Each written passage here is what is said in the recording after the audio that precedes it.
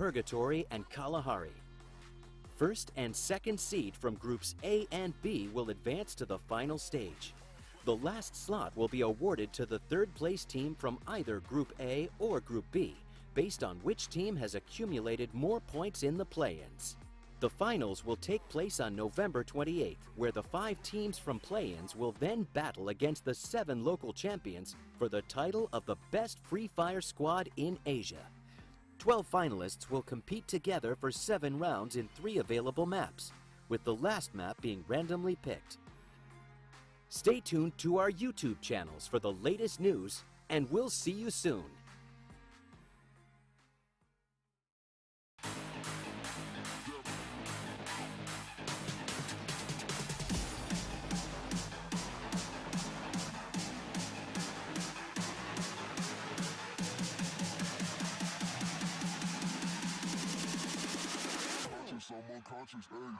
Menurut gua 3 negara yang kuat tuh ada Thailand, Vietnam, sama Malaysia karena mereka semua disiplin. FFAC là sân chơi của Việt Nam, Thái Lan và Indo. Các nước còn lại không quan tâm. अगर best 3 घंटे की बात बोलूँ मैं Asia championship में तो एक Thailand हो गई, एक अपनी वियतनाम हो गई, इंडोनेशिया हो गई, क्योंकि बिकॉज यहाँ की टीमें वर्ल्ड चैम्पियन भी रह चुकी हैं और काफ़ी एक्सपीरियंस है. So that's why. Theo mình 3 quốc gia mạnh nhất đó là Thái Lan, Indo và Việt Nam. Vì Thái Lan và Indo đã từng vô địch thế giới. ประเทศที่1ก็ไทยครับประเทศที่2ก็ไทย3ก็ไทยครับ Thailand Vietnam और Philippines में तो साफ बहुत परसेंट शानदार. Thailand से king of gamer और Vietnam से HQ sports. คิดว่ามีทีมไทยกี่ทีมเข้าสู่รอบไฟนอลเหรอครับผมคิดว่าทีมไทยทุกทีมมีโอกาสเข้ารอบไฟนอลหมดเลยครับอยู่ที่จังหวะแล้วก็ทามมิ่งครับ ทั้งหมด5ทีมครับทีมยืนไปแล้ว1ทีมเพราะว่าทีมไทยเก่งทุกทีมครับ Menurut aku, Thailand pantas mendapatkan 5 slot tersebut karena mereka menjuarai di turnamen sebelumnya. Mình nghĩ là không, vì chưa chắc biết được điều gì. Tại vì ở chung kết thế giới thì đã có một đội tuyển ở Thái Lan rất là mạnh và họ đã bị gác lại khỏi chung kết. मुझे नहीं लगता FFAC के final में Thailand की 5 टीमें होगी. Cover करना जरूरी है लेकिन यहाँ पर ग्रेनेड काम आएगा. बिल्कुल काम आया. काम किया. Gira with a grenade. Team there. Shut down. Team out. Menurut gue sendiri tim Indonesia yang akan lolos itu insya Allah 5-5-nya bisa lolos karena udah ketahuan dari meta kita dan tim Indonesia emang kuat banget. Việt Nam sẽ có 3 đội tham dự vào chung kết. Gao và Heavy sẽ đi tiếp. HQ và Bốc không có cửa. Vị trí của Mr. 07 đang rong ruổi chiếc xe và mục tiêu anh ta hướng tới là Burger Sky. Phía này Bell đang lọt vào tầm ngắm. Góc cua này đâm được Bell. Tiếp tục dí theo Mr. 07 đang có tầm bắn là quá tốt. Bật ảo quang hồ mạnh chui ra giữa đội hình của Burger Sky và không có bất kỳ một cửa nào dành cho DQS cùng với Cassin. Có thể tiến công vào vòng bo, cả Mr. 07 ném thêm một quả đầu đạn và đó là quét sạch Burger Sky chỉ trong một tình huống mà thôi. Tại sao có thể làm được như vậy trong pha xử lý lần này? Đâm ngã đội trưởng, ném lựu đạn, quét sạch phần còn lại của đội hình. Mr. 07 quá tuyệt vời. Quá hay, chỉ có thể nói là quá hay trong tình huống vừa rồi đến từ sói thần mà thôi. Đội tuyển mạnh nhất bảng A, nhất là Gao, nhì chắc là Châu gì. ทีมที่ผมกังวลที่สุดในกลุ่มของผมนะครับผมก็คือทีม GOW นะครับก็เพราะว่าเขาลงที่เดียวกับผมก็คือเซนทันนะครับผม Tim mana yang harus diwaspadai? Menurut gua tim yang harus diwaspadai DG sama KUG sih. Karena gameplaynya menurut gua lebih konsisten sih. Group A में मुझे जो 3 टीमें tough लगती है वो एक HQ sports है क्योंकि उनके पास इंटरनेशनल और नेशनल एक्सपीरियंस बहुत ज़्यादा है और उसके साथ ही दूसरे पे किंग ऑफ गेमर, उनके पास भी इंटरनेशनल और नेशनल एक्सपीरियंस काफ़ी ज़्यादा है और थर्ड पे है GOW, वो भी काफ़ी अच्छा खेलती है. Mình nghĩ nếu mà đối thủ mình dè chừng nhất là KOG vì họ nhảy trùng khu của mình là biệt thự ở map thiên đường. Tim yang terbaik di grupku tim dari SES, KUG sama SISGI. Karena di turnamen sebelumnya mereka menunjukkan performa yang terbaik. King of gamer मुझे personally बहुत पसंद है क्योंकि FFCS के final में उनका performance बहुत अच्छा था. 1 पॉइंट से बढ़ाई गई. สำหรับผมไม่กลัวทีมไหนสักทีมนะครับ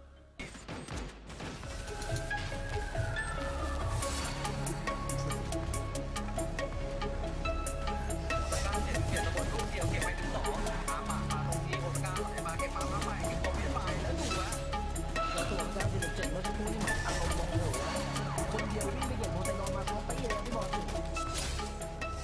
pesan gue untuk fans Pasar DG ya tetap dukung kita, semoga kita bisa memberikan performa yang maksimal di ajang FPT nanti.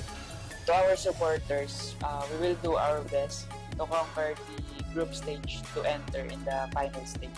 ก็ฝากติดตามทีม King of Gamer Cup ด้วยนะครับผมก็เราก็ฝึกซ้อมกันอย่างหนักเพื่อจะให้ได้ผ่านถึงรอบชิงครับก็ฝากติดตามด้วยนะครับวันที่ 22 นี้ครับ Mọi người hãy đón chờ màn trình diễn của Gale tại giải châu Á lần này.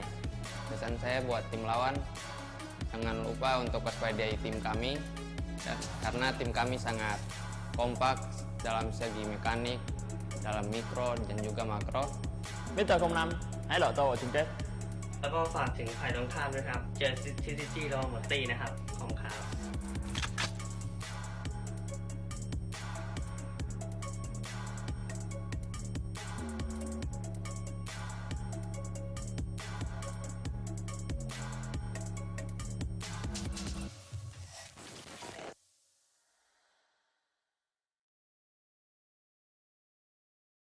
Hello mọi người, mình là Cấm Đêm, mình đến từ đội tuyển Bud Sky. Mình thường hay chơi ở vị trí tăng cơ và hai khẩu súng yêu thích nhất của mình là chim cỡ kiếm và M1887. Chào mừng mọi người đến với series thao tác tay cùng tuyển thủ.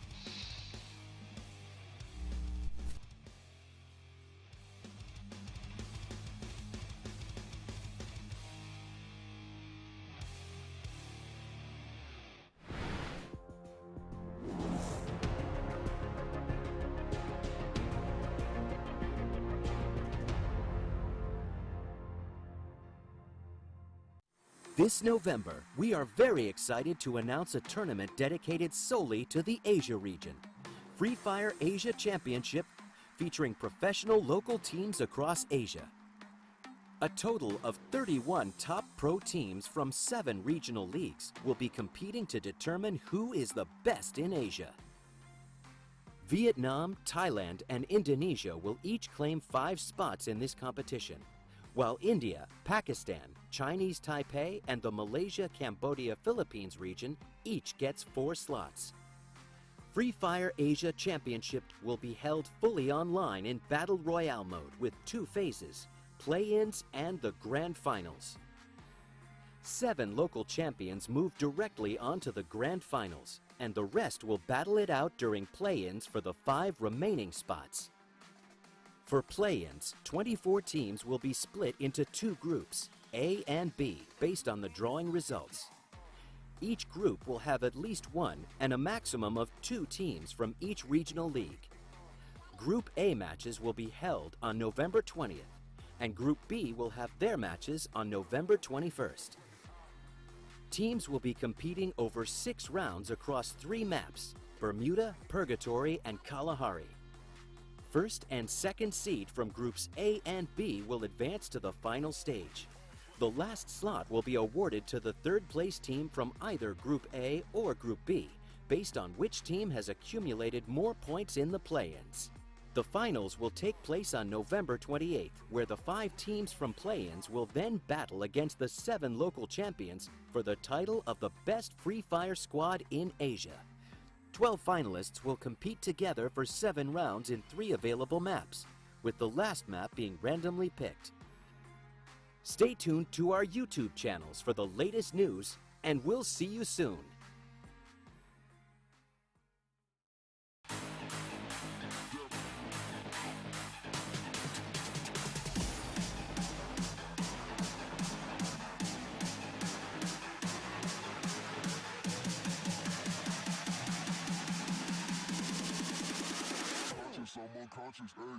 Menurut gua 3 negara yang kuat tuh ada Thailand, Vietnam, sama Malaysia karena mereka semua disiplin. Em ép là sân chơi của Việt Nam, Thái Lan và Indo. Các nước còn lại không quan tâm. अगर best 3 घंटे की बात बोलूँ मैं Asia championship में तो एक Thailand हो गई, एक अपनी वियतनाम हो गई, इंडोनेशिया हो गई, क्योंकि बिकॉज यहाँ की टीमें वर्ल्ड चैम्पियन भी रह चुकी हैं और काफ़ी एक्सपीरियंस है। तो that's why. Theo mình 3 quốc gia mạnh nhất đó là Thái Lan, Indo và Việt Nam. Thì Thái Lan và Indo đã từng vô địch thế giới. ประเทศที่1ก็ไทยครับประเทศที่2ก็ไทย3ก็ไทยครับ Thailand, Vietnam और फिलीपींस। फिलीपींस मुझे साफ बहुत पसंद है। थाईलैंड से king of gamer और Vietnam से HQ sports. คิดว่ามีทีมไทยกี่ทีมเข้าสู่รอบไฟนอลเหรอครับผมคิดว่าทีมไทยทุกทีมมีโอกาสเข้ารอบไฟนอลหมดเลยครับอยู่ที่จังหวะแล้วก็ทามมิ่งครับ ทั้งหมด 5 ทีมครับทีมยืนไปแล้ว 1 ทีมเพราะว่าทีมไทยเก่งทุกทีมครับ Menurut aku, Thailand pantas mendapatkan 5 slot tersebut karena mereka menjuarai di turnamen sebelumnya. Mình nghĩ là không, vì chưa chắc biết được điều gì. Tại vì ở chung kết thế giới thì đã có một đội tuyển ở Thái Lan rất là mạnh và họ đã bị rớt lại khỏi chung kết. मुझे नहीं लगता FFSC के final में Thailand की 5 टीमें होगी। Cover करना जरूरी है, लेकिन यहाँ पर ग्रेनेड काम आएगा, बिल्कुल काम आया, काम किया, कीड़ा, उधर grenade, team there, shut down, team out, Menurut gue sendiri, tim Indonesia yang akan lolos itu insya Allah 5-5-nya bisa lolos karena udah ketahuan dari meta kita dan tim Indonesia emang kuat banget. Việt Nam sẽ có 3 đội tham dự vào chung kết. Gao và Heavy sẽ đi tiếp. HQ và Bốc không có cửa. Vị trí của Mr. 07 đang rong ruổi chiếc xe và mục tiêu anh ta hướng tới là Burst the Sky. Phía này Bell đang lọt vào tầm ngắm. Góc cua này đâm được Bell. Và tiếp tục dí theo Mr. 07 đang có tầm bắn là quá tốt. Bật ảo quang hộ mạnh chui ra giữa đội hình của Burst the Sky và không có bất kỳ một cửa nào dành cho DQS cùng với Cassin. Có thể tiến công vào vòng bo, cả Mr. 07 ném thêm một quả đầu đạn và đó là quét sạch Burst the Sky chỉ trong một tình huống mà thôi. Tại sao có thể làm được như vậy trong pha xử lý lần này? Đâm ngã đội trưởng, ném lựu đạn, quét sạch phần còn lại của đội hình. Mr. 07 quá tuyệt vời. Quá hay, chỉ có thể nói là quá hay trong tình huống vừa rồi đến từ sói thần mà thôi. Đội tuyển mạnh nhất bảng A, nhất là Gao, nhì chắc là Chelsea ทีมที่ผมกังวลที่สุดในกลุ่มของผมนะครับผมก็คือทีม GOW นะครับก็เพราะว่าเขาลงที่เดียวกับผมก็คือเซนทันนะครับผม Tim mana yang harus diwaspadai? Menurut gua tim yang harus diwaspadai DG sama KUG sih. Karena gameplaynya menurut gua lebih konsisten sih.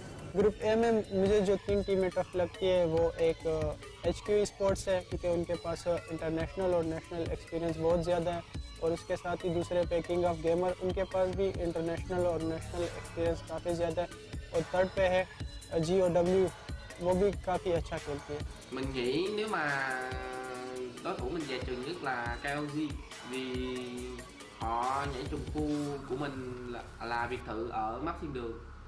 Tim yang terbaik di grupku tim dari SES, KUG sama SISGI. Karena di turnamen sebelumnya mereka menunjukkan performa yang terbaik. King of gamer मुझे personally बहुत पसंद है क्योंकि FFCS के final में उनका performance बहुत अच्छा था 1 पॉइंट से बताया गया था สำหรับผมไม่กลัวทีมไหนสักทีมนะครับ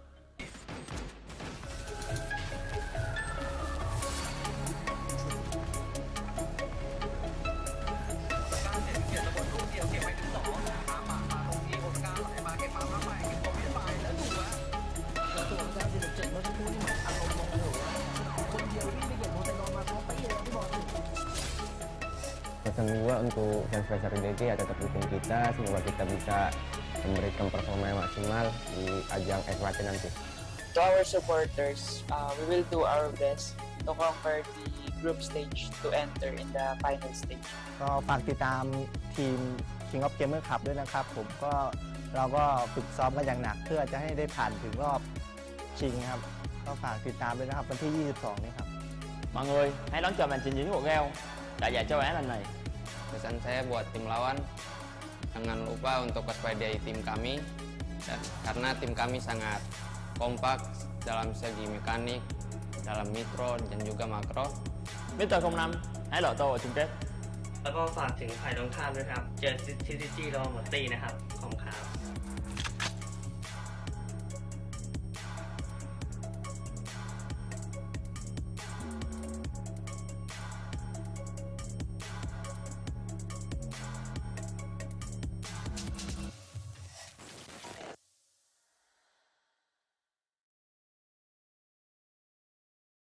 Hello mọi người, mình là Cấm Đêm, mình đến từ đội tuyển Bớt Sky. Mình thường hay chơi ở vị trí tăng cơ và hai khẩu súng yêu thích nhất của mình là chim cỡ kiến và M1887. Chào mừng mọi người đến với series thao tác tay cùng tuyển thủ.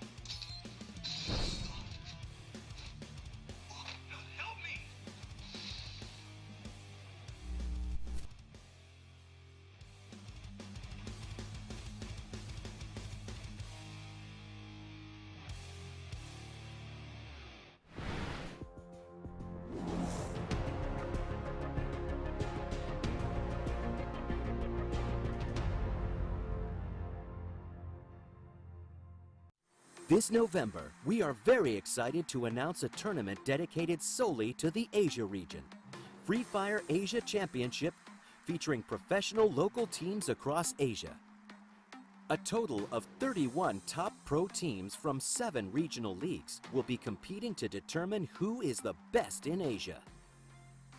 Vietnam, Thailand, and Indonesia will each claim 5 spots in this competition, while India, Pakistan, Chinese Taipei, and the Malaysia-Cambodia-Philippines region each gets 4 slots.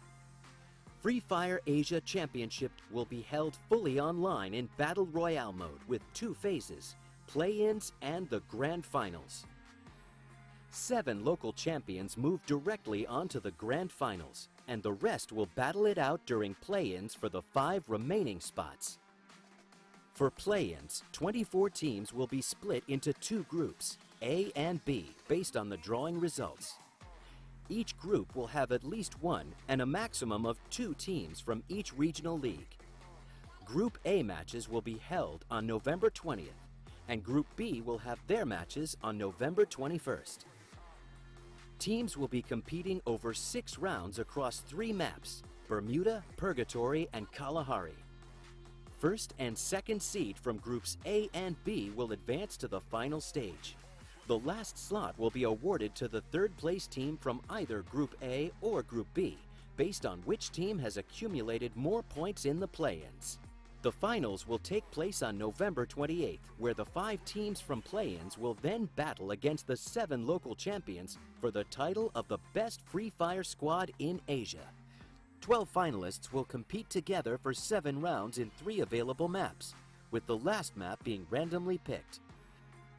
Stay tuned to our YouTube channels for the latest news, and we'll see you soon.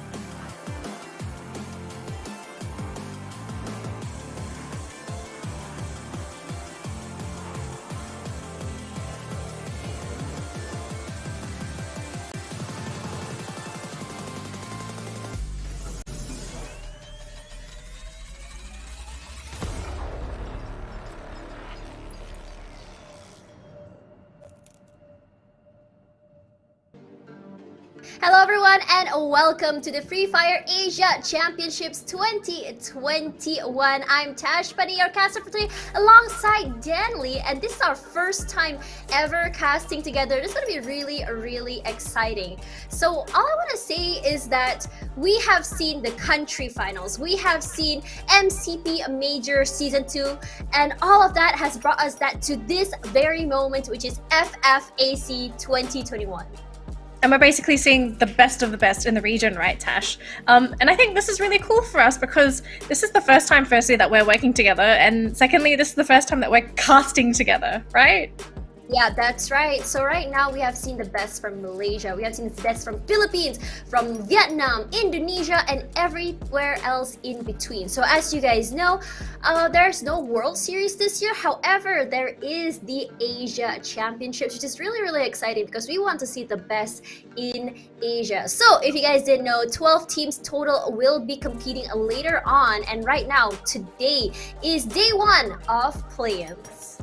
Oh my gosh, Tash, I actually cannot wait. So we've got 2 days of action. First day, gonna have me and Tash. Second day, you'll have Husky and Mustachio. No one cares about those guys. You're gonna have so much more fun with us. But in particular, there's a couple teams that I actually have my eye on. And I think in particular, if you don't watch the Free Fire scene, you're gonna really want to keep an eye on the Vietnamese scene and the Thai scene. I honestly think, including last year's performance, this is a region, or these two regions in particular, incredibly strong.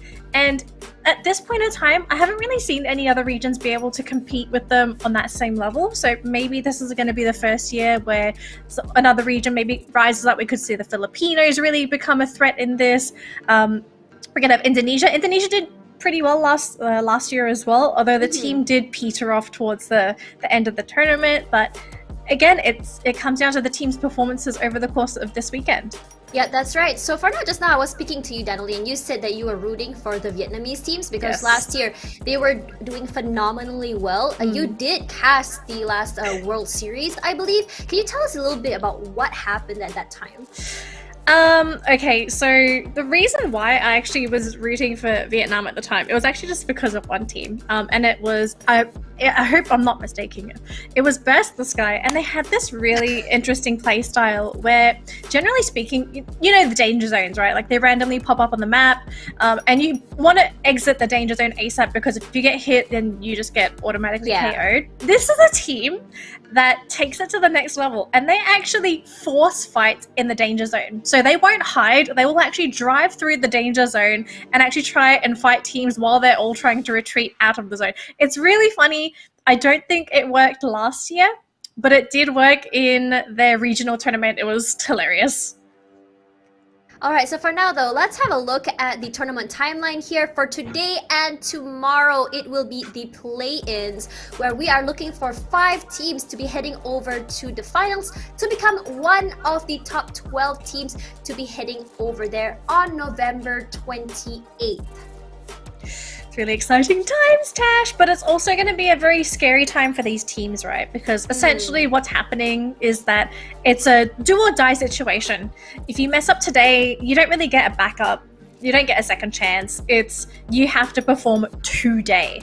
And of course, we have to take a look and see what these teams are competing for. As you can see on the screen, we've got a 400,000 USD total prize pool, with first place taking home $80,000 alone. And then you've got 50,000, which, I mean, it's fine, but I'd like that extra 30,000 if you ask me. It's a lot of money at the end of the day. Yeah, honestly, it is. This is one of the biggest prize pools we've seen so far for any tournament we've seen right now. 400,000 US dollars to boot, especially for us in Asia. We all know that our currencies aren't that big. So for us here in Malaysia, I'm just gonna say Malaysia because I live here. But yeah, times that by 4, that's a hell of a lot of money. But for now though, this is Group A of the survivors. These are the teams that will be competing under Group A. So there are like a total of 12 teams right here.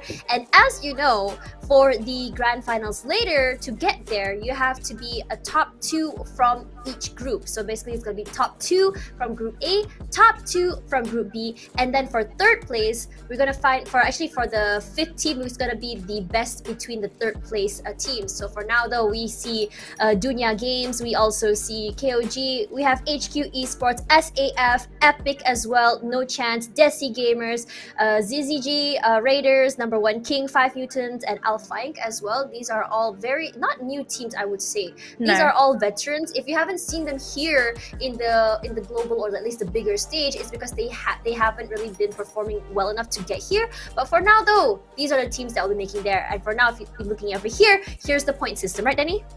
Yes, so we've got the point system. It's standard across the board. I think everyone has been competing with the same system in their regional leagues. First place, if you manage to get the booyah, you've got 12 whopping points.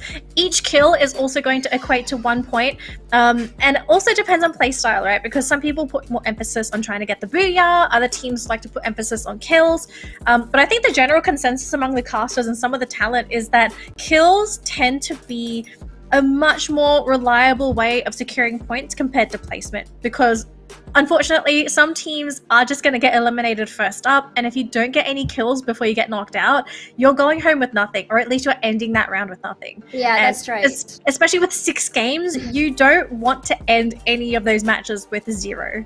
Right, so the other thing about this point system is very much snowbally, I believe. So it does put you in a position where you have to be not in the lead, but to actually be consistently performing. But for now though, before we get into that, here's the game schedule for today. We're gonna start off today, game 1 at Bermuda, heading over to Kalahari on map number 2, and game 3 we'll be going over to Purgatory, and we're gonna do it all over again. So we've seen during our times before this, there are some teams that perform better in maps like Bermuda and Purgatory, and there are other teams that perform better in Kalahari. But the general consensus is that Kalahari is the hardest map to navigate.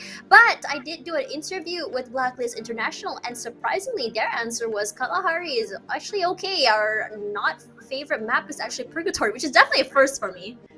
It's actually pretty interesting, right? Because generally speaking, teams find Bermuda and Purgatory a little bit easier because the map layouts are pretty much the same, right? Yeah. It's rather flat. You've got a couple of vertical surfaces to work with, but not to the same degree as Kalahari, where you're looking at a lot of just dead off cliffs, and you have to make use of the grapple, or you have to try and get to the center of the zone before the competition. But I suppose, speaking of competition, we're just going to take a look very quickly at some of the teams competing in the tournament as well. We've got Desi Gamers on the screen representing India, and then for us, we're very familiar with this team, Supreme Assault Forces, coming in as well. Tash, I'm very sure we're almost sick of saying their names because they did so well during their league. Yeah, so we have also here 5 Mutants from Pakistan. This is going to be my first time actually casting for them. This is going to be really, really exciting, and have No Chance as well coming over from Pakistan as well. So I'm more, as far as I know, I'm more familiar with the MCP region. So seeing this whole new stage over here, especially from Thailand as well, we have CZG Raiders as well. We have Patrick, S Ming, Salif return, as well as Nikki on the screen, and King of Gamers KOG as well from Thailand. So you did mention, Danielle, that Thailand is definitely a region to be feared. Actually, and I don't blame you. I don't blame you. But we also must look out for Chinese Taipei as well. Number One King also looks extremely strong right now. And you know, we've seen some of the players from there as well. They've done some pretty insane plays. So we also have from Chinese Taipei Epic as well, Lai Bin Liam, PCW, as well as HQ Esports from Vietnam. There's Funkim, Neo Now, Artemis, Tyson, and Nunk. Man, I'm actually really looking forward to today because we've got some really strong competition. Speaking of competition, we have God of Wolf here representing Vietnam as well. I have to say, some of these teams, I mean, looking at their pictures, they look like they mean business. And they do. Tash, we have stats. hang on, we've got some really important stats, and I think this is something that we're going to have to make the most of, because firstly, look at the headshots though. Let me tell you something very quickly, okay? So King of Gamers, for anyone that tuned in to last year's Free Fire esports scene, especially in Asia, King of Gamers is a team that you want to watch out for. They are super aggressive. They are not scared to take those engagements. And as you can see, they've got a massive advantage in terms of the headshots. And I mean, just look at the comparison between Kevin59 and Neo now, right? It's like 1.5 compared to 0.4 average headshot.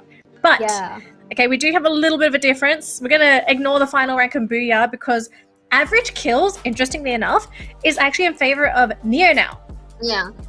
Actually, when you think about it that way, there are moments where headshots matter, but sometimes when you put in team efforts as well as TTK, right? Sometimes you do have moments where you just want to be able to get that damage. It doesn't matter if it's a headshot or not. If you are putting in the damage, they are definitely going to drop. Sometimes, not necessarily if you get a headshot, you're just going to be like, headshots are definitely harder for sure, but securing kills, even with the body shot, I think is more important. But for now, though, this is local finish, though, between these two teams. Local final here, where we have an average headshot of 2.7 against 1.3 from No Chance, and you can see the average kills from No Chance is actually a lot higher. You have 4.5 to 3.3. So God of Wolf, Mr. 07 versus Shira 2K8. Look at the headshots from Shira though, only 0.2, and we can tell he's not going for the hit. That's not his thing. He knows that he's gonna miss, he's gonna whiff. So what do? You hit the body part that's easier to get, which is the torso. So look at this kill star, 1.8 to 1.4, still a close number, 0.4% difference only. And look at the damage though, 1090 to 1014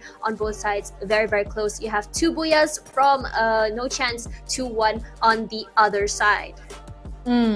So just seeing the stats, I feel like this is also giving us a bit of a glimpse as to what to expect for the tournament, right? And something we need to take note of is the damage that these teams are dealing and the headshots, because some people are thinking like, oh, is it better to have higher headshots but less damage? Technically, no.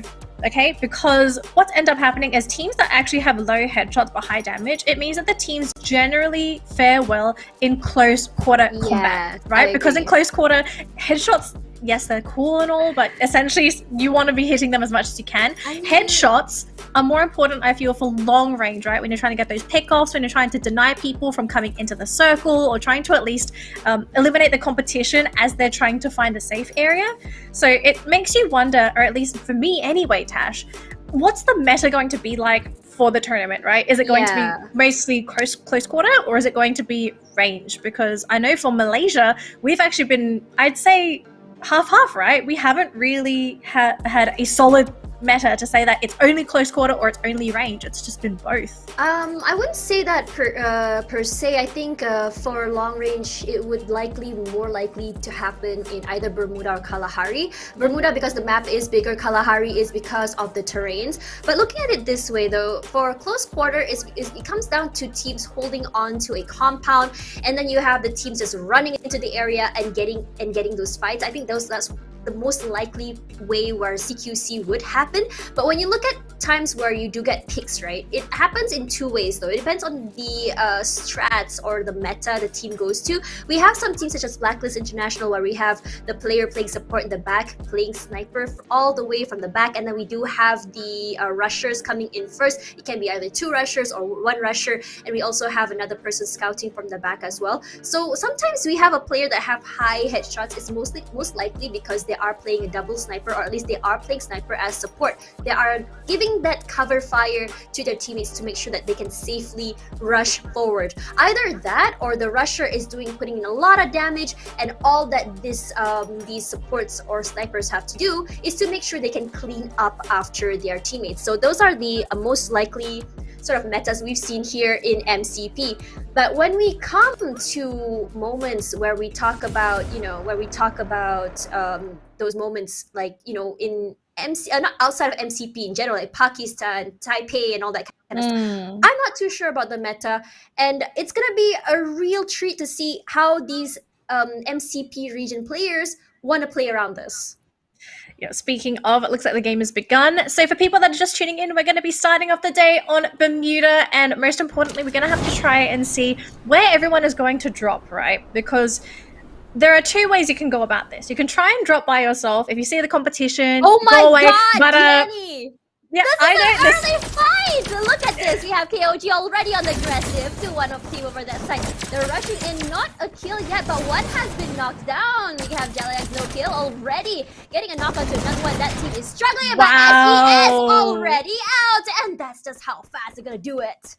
They've just eliminated probably one of the teams I was looking at. I was looking at King of Gamers and I was thinking this is a team that we're gonna have to look out for, but they literally got caught with their pants down. It ended up being a race with them to try and actually loot before SAS, but they only had one player. I believe only one player had a gun. And so when you're at such a disadvantage in terms of loot, you are gambling. And unfortunately, they lost that gamble. So King of Gamers, they're going to end the round with no points at all. They end in last as well. It's going to be a tough road for them to try and make it to top 2 in the group, but unfortunately, we're just going to have to say sayonara to King of Gamers. But we do have other teams to look out for, Tash. We're taking a look at five mutants here, Harshu's point of view, and there are quite a number of players in the vicinity, although it looks like, I believe that's God of Wolf, they have left the area. But, oh, McRory, are you alone? Alright, so for now though, we already see McRory is actually all alone. When you think about it, you know, for the side of, you know, SAF, we've seen McRory always like to play alone. He is a team scouter, and that information he gets, yes, it is a very high risk, high reward sort of play, but knowing where all the teams are gives this invaluable information for his team, and this really helps them in terms of rotations. But on the first match though, I am not surprised to see that these teams are already dropping next to each other. For now though, this is Neo now dropping a nade down, and for now it doesn't hit one of the teammates, but Artemis already gets a knock onto one player. Artemis finishes off Jiguang, and you can see there, this is definitely in the side of HQ. So for now though, Funky M has to help his teammate. 2 members down right now with NIK just playing up here, finishing off HQ, and they're using the players actually as bait. It's working out for them too. N1K going to be eliminated with no kills as well. So that's our first 2 teams taken out. They have no points to their names. And HQ, they're going to end this with not only 4 kills, but they managed to keep their entire team for the remainder of the round. So this is going to be a huge motivational boost for HQ, and we're already starting to see a little bit of a meta sort of starting out with our first round, right, Tash? Yeah. We're seeing these teams, they're not afraid to drop on top of the competition. I do believe this is also them sort of scouting out the competition to see, okay, is this team comfortable fighting? Is this team strong? And I think we're already seeing who's confident in these skirmishes. Actually, I'm gonna have to disagree with you there. I think it's because it's already pretty much predicted that these teams will have teams dropping next to each other, and the reason why is these teams can only go off of recordings and playstyles from different matches, and you know, depending on each game or each tournament, they may have a certain drop spot, and they're like, okay, we know that this person drops here, let's hope that this area is empty. But I guess in a way it didn't happen. So for now though, this is the first circle. It will be going to the left side toward the side of Clock Tower, and it will have 20% body of water. And you can see there, Sis as Ming, you can understand there that they're actually swimming over there. Now, they are swimming, Tash. Now, as we take a look at the map on the left side as of now, we're actually starting to see some of these teams move in towards the center of the circle. The northern side is rather empty. It seems that most of the teams, they have decided to occupy the southern side of the map, maybe thinking that the circle is going to end up being down towards that section. So we will start to see the circle move, and at this point in time, it's basically going to come down to whether these teams want to start to really push the aggression or if it's going to be more of a placement game, because some teams are going to value placement over kills, because we have to consider, right, kills, as much as they can give you points early on, it's very risky to commit to those kills if you're not 100% geared up for them, because at the end of the day, you don't have information on a team's inventory, you don't know what they have in their back pocket, and you also most certainly do not know where their whole team is until someone scouted them out. But it looks like this map is already starting to get very crowded, because we have 4 teams in a small vicinity on the map, and this is only the first circle.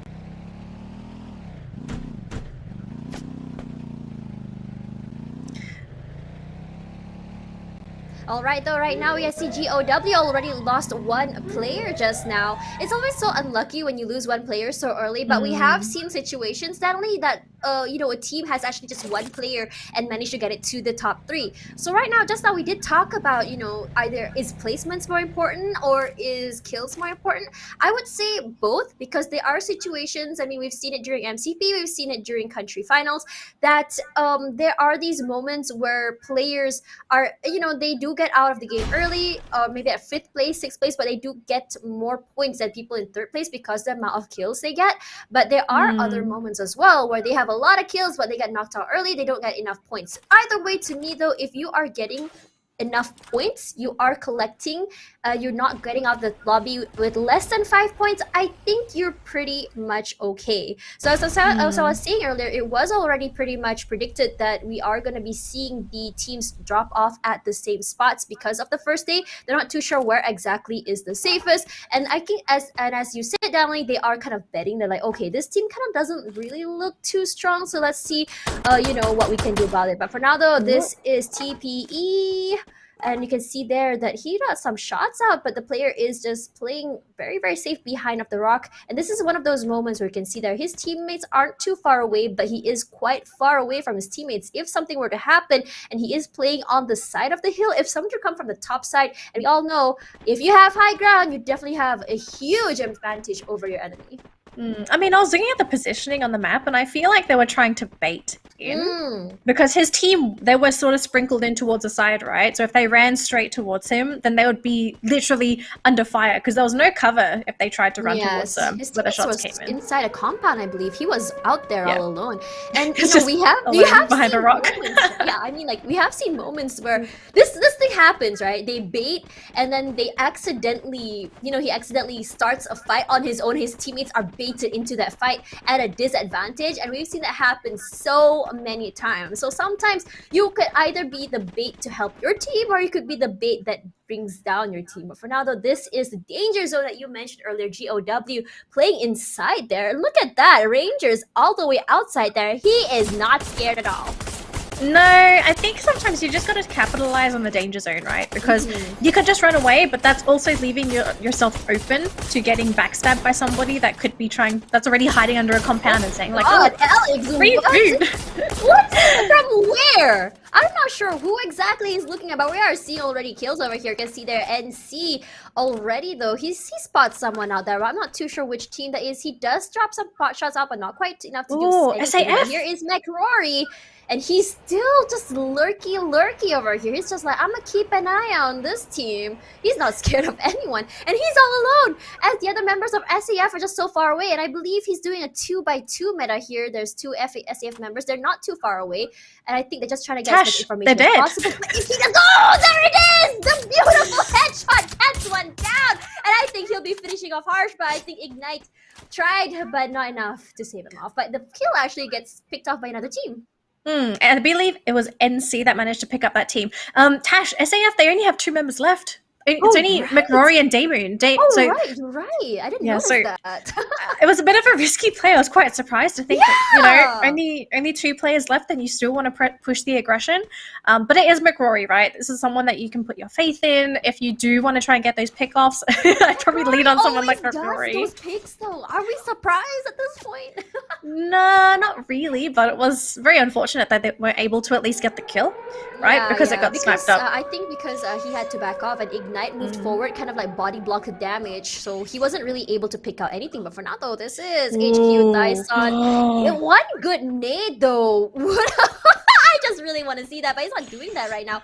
And he's sort of just waiting over here. He's just waiting for his teammates. They're trying to bait something here, I believe. No, I think they're scouting. Yeah, they are scouting. Look at the map, Tash. Okay, they're sitting in a triangle formation. So I think they're waiting to see where they exit, and then they might just try and surprise them. Because that would be really cool, though. Realistically speaking, how do you hit someone on the roof? Unless you get on top of the roof, right? Oh, there's the hit, though. Artemis gets one. Thanos knocked down. The blue wall comes out, but there we go. He gets 2. They're just crawling for their lives. He finishes them off. Is this the end for them? They're in trouble. What can they do? It's only that one poor player left. It's Sauce. He's probably thinking, guys, what's going on? Where did everyone go? No! though. Imagine if it was a nade kill. That would have been hilarious. Ronaldo Neo now with the damage. Tyson though will finish him off as he has Juju. Oh man, not a great place for them to be. No, it's not a good position for his team. Unfortunately, they won't get anything as well after that. But sometimes you don't really know, right? I mean, at the end of the day, you're just scouting. HQ are happy with themselves though, Tash, because if you look at their score, firstly, they're leading in kills. 8 kills. They've eliminated 2 teams by themselves, and they still have a full roster. So, if anything, HQ are looking to be in a really fantastic position this game, because not only have they gotten all those kills, but remember, these teams that you're killing, you're getting their loot as well. So they're getting really stacked. Grab delivery, Daddy. Oh, God. free loot, just straight down to their doorstep. If you think about it, you have to pay for premium for that delivery, Tash. Delivery. Okay? But for now, though, you notice that 2 teams actually occupying Clock Tower, and they have been here for quite some time, Danny. And I'm surprised that they haven't. I think there's a peace treaty going on for a while because they've been here a while. They haven't attacked each other at all. I think that they're very aware that both of these teams are here. It's just, if you expose yourself first, you are putting yourself at risk of just being killed off easily, just for a chance to get that shot, right? So sometimes it pays to be stubborn and to wait for someone else to make the move so that you can position yourself in a more advantageous position to try and get one of those sneaky picks. So I don't blame the teams for not moving, because we've already seen a couple teams, just one mistake and the entire team gets eliminated. And unfortunately for, I believe the team name is God of Wolf, the top right-hand corner team, the blue team, they only have 3 members. So they're already at a numbers disadvantage this game. Yeah, we're seeing a lot of tight teams, so they're not scared at all of walking outside of the danger zone. I mean, you did highlight that earlier. We rarely really see this in MCP, if you remember. Most of them usually just either, if they're in there, they're just hunker out inside. But there is a reason, also another reason why they don't want to move outside of the area, because Clock Tower right now is the main area where the circle is. But if you look at it right now, it moved away from Clock Tower, as I was just saying that. And right now, the battle's already happening because everyone needs to move inside of the circle, and HQ though is the team right smack dab in the middle. Oh, that was a beautiful grenade pick off onto Hashu, and he's going to be eliminated with the second grenade, and it looks like this might just be the end for 5MT. But OG, they're trying to look for kills themselves. DG, I believe, they've got 3 members alive. They're still coming in for the close quarter combat. Whoa, 2 players are down. Sniper! Oh my god! They do have 5MT. That was a very bad call though, but it's okay though because they'll be able to pick up their teammates. But what the heck was that though? OG though.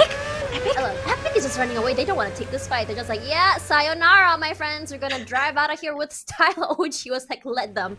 It's fine. It's fine. Oh no, I made a mistake. No, JV though with the sniper is putting a lot of damage there. One hit onto PCW, not enough to do anything just yet. The pan comes out though. You can see that he's just trying to run right now. But where he is though is kind of like a little bit itch.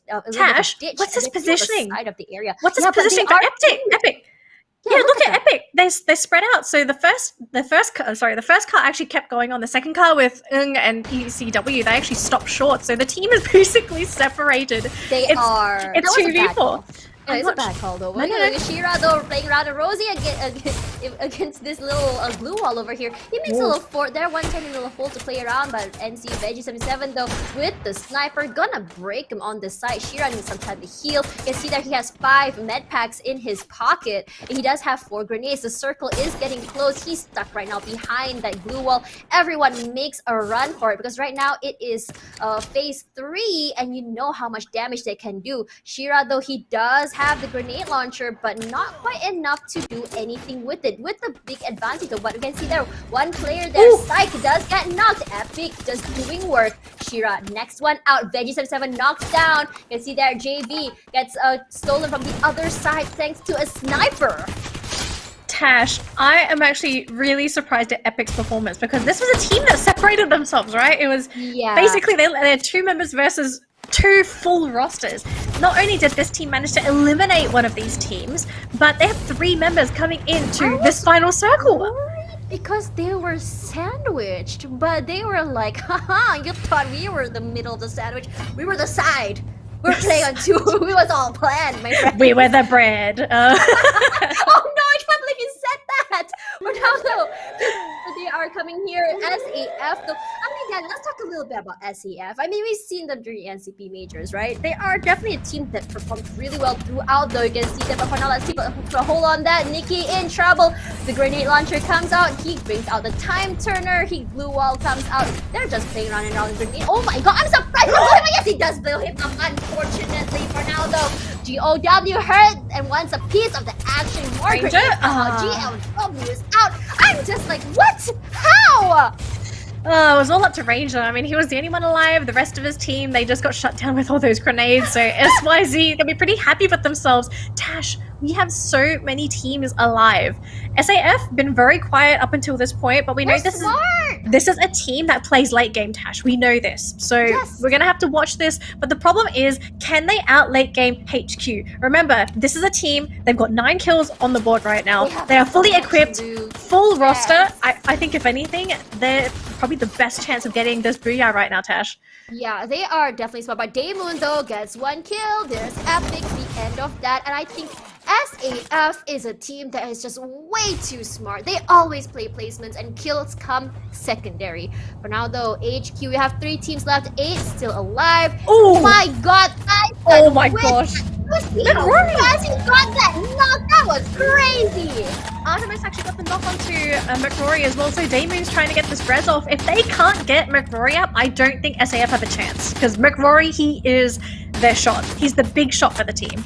Yeah, right now Daemoon does take a little bit of damage from Artemis, but they'll be guarding for cover. But for now, McRory, though, Tyson, again, we have talked about Tyson's shots. They are just so sharp, so spicy. I don't want to mess with him. For now, time turner comes out from Neo now. Neo now running from his life, but will be shot from the back.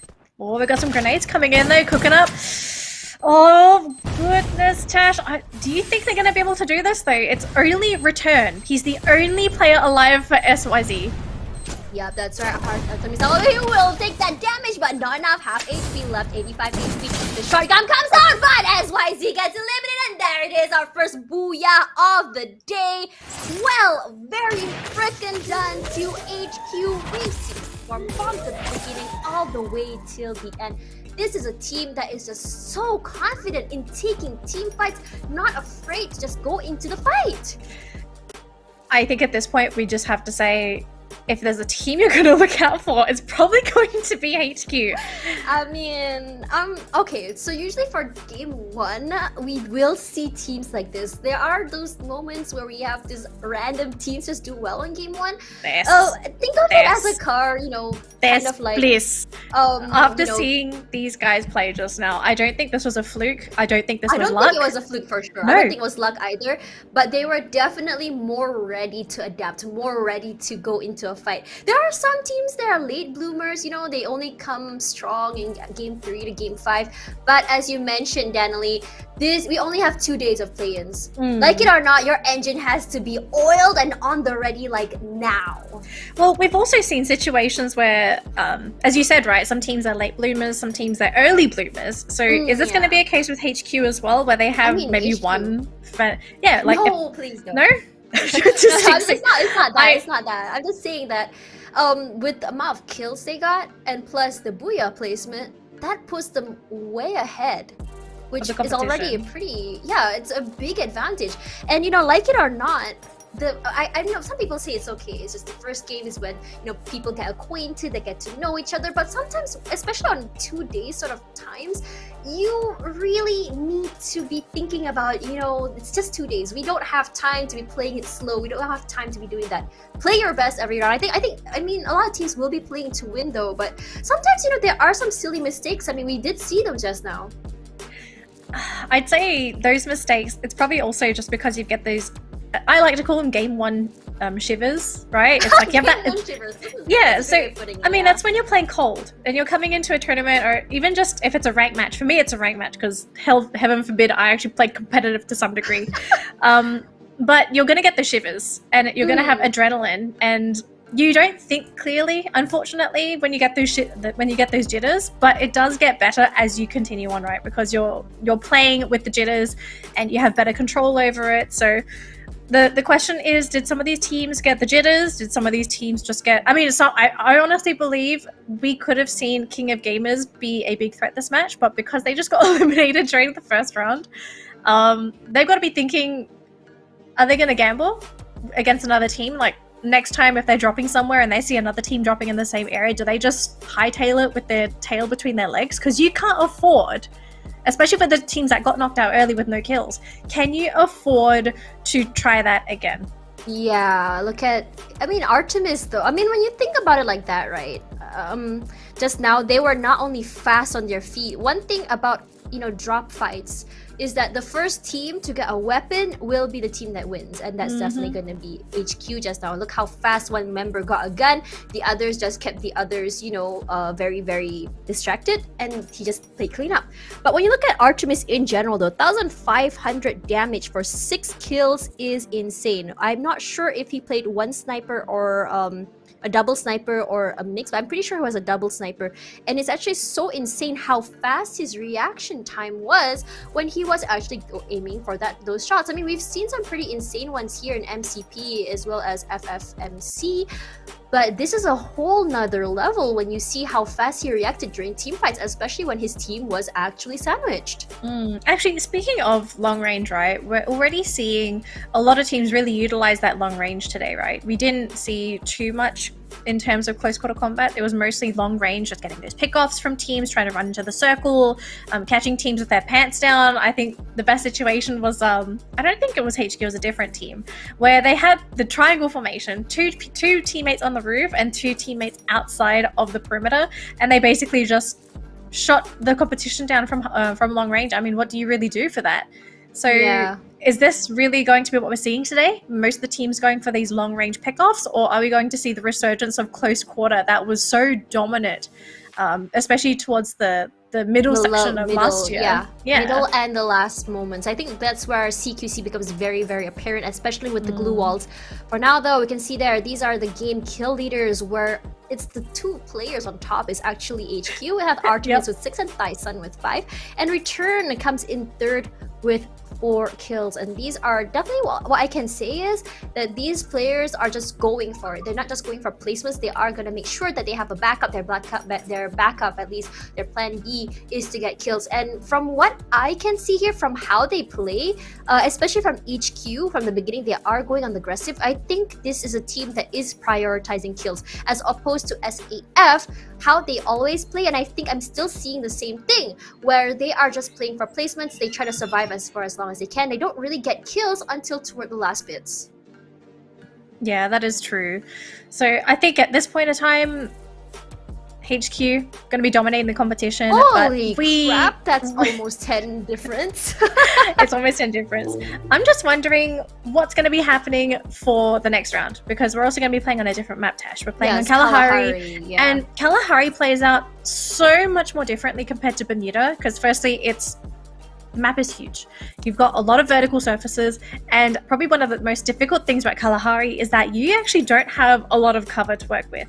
You can find compounds, but when you have to try and leapfrog from compound to compound, there are moments where you're just completely exposed. Exactly. Yes. So are we still going to see this domination from HQ? Because their playstyle, I feel, from last game would really complement Kalahari, because they didn't really work with compounds. They were more of a hit and run team. They were just searching for kills like a bloodhound. Yes, I can definitely see that now that you've mentioned it. Also, when you think about Artemis as well as Thyson, who are both using snipers, definitely something that we can say it will really work out for Kalahari, especially for picks. But one thing about Kalahari though, luck does play not really a huge part, but pretty big. When you think about it again, sometimes you think you have the high ground, right? And then suddenly the circle moves down to another area. How are you going to get down fast enough? Are you going to get shot as you jump down? That's also going to be another problem. So it does come down to how good your circle prediction is going to be as well, other than your team fire. But it is very interesting how it's going to be. Congratulations to HQ for getting the first booyah. But when you think about it, let's talk a bit about other teams as well. I'm not really sure. I mean, you did mention from Vietnam Burst the Sky was a team that you were really down for, but I do believe they're not in this group. Yeah, they're not in this round yet. So I'm just trying to figure out how HQ will be able to handle, BTS. The other competition? Yes. To be fair, if they can keep going on with this momentum, if they get to play their own style of Free Fire, then they're probably going to be looking to be one of the more stronger teams coming into the competition. I mean, this is something that we see in every region. Any team that is allowed to play their game, where they dictate where the fights happen, they dictate where they can loot, where they can't loot, and basically their presence is enough to scare some of the other teams away, then it's just going to be such an easy road to being one of those final teams. Yes, maybe under some circumstances they don't get the booyah, but if you can consistently control the game just because you exist, I think it's just going to be a very easy road for the team. And we're already starting to see like HQ, that's what happened during the first game. Really not only controlled the flow of the game, they demanded the control of the area, and on top of that, where they were, their circle prediction was just something else. When everyone was just at clock tower, they were already at the hangar, and they were the first team inside. I'm not sure where they got the circle from. Shopee, Lazada, Amazon, not too sure where they bought those circles from, but that was insane prediction. No other team predicted that side. Free Fire is a game of luck, right? Yeah, like sometimes for you sure. think you know where the circle's going to be, and then it's not there. And I mean, we've seen it at MCP, right? Like you can see some teams, they're trying to make that final circle prediction, and then you see the final circle, and you could imagine everyone on that team just face palming, synchronized face palming because they just didn't get the correct prediction. Wait, we're seeing two teams drop at the sub. It's SYZ and NIK. The damage already. Wangzi, the first one to get knocked down. Wo-chan follows back. See how fast SYZ just gets the damage, and first blood goes to Patrick. Now he's running off, trying to help his teammate. He already has 2 weapons. Kill leader first one will be SYZ. Holy moly, another one. There you go, Wangzi, now out as well. I think Wangzi only has 1. Yeah, Fatbur is the only last one alive. No, there's 2 players. 2 players, Jiguang as well. Yes, so at least Jiguang is going to be able to get out of there for now. Unfortunately, he might run into McRory, but we'll check on him a little bit later. But I mean, this is going to be a really tough way to start the round, right? Yeah. You drop in with another team, and you are effectively getting out with. At this point, I'm going to have to say only 1 player is getting out of there, because you can see SYZ, they're probably thinking, there's a free kill down there. We're going to finish him off as well. Yeah, as well. Jiguang all alone. He can't get to his teammate at all. Fatbur has to hide underneath the sub. And I think SYZ, though, they don't know that he's there because they saw Jiguang running away. And I'm not sure where Jiguang is going to go in order to loot. He has a little area there, but I'm not sure if there's a lot of loot in the area. You can see there where the other teams had dropped. You can see HQ dropped at Mammoth, and Epic actually dropped at the Maze. NC though takes the refinery, and over at the foundation is 5MT.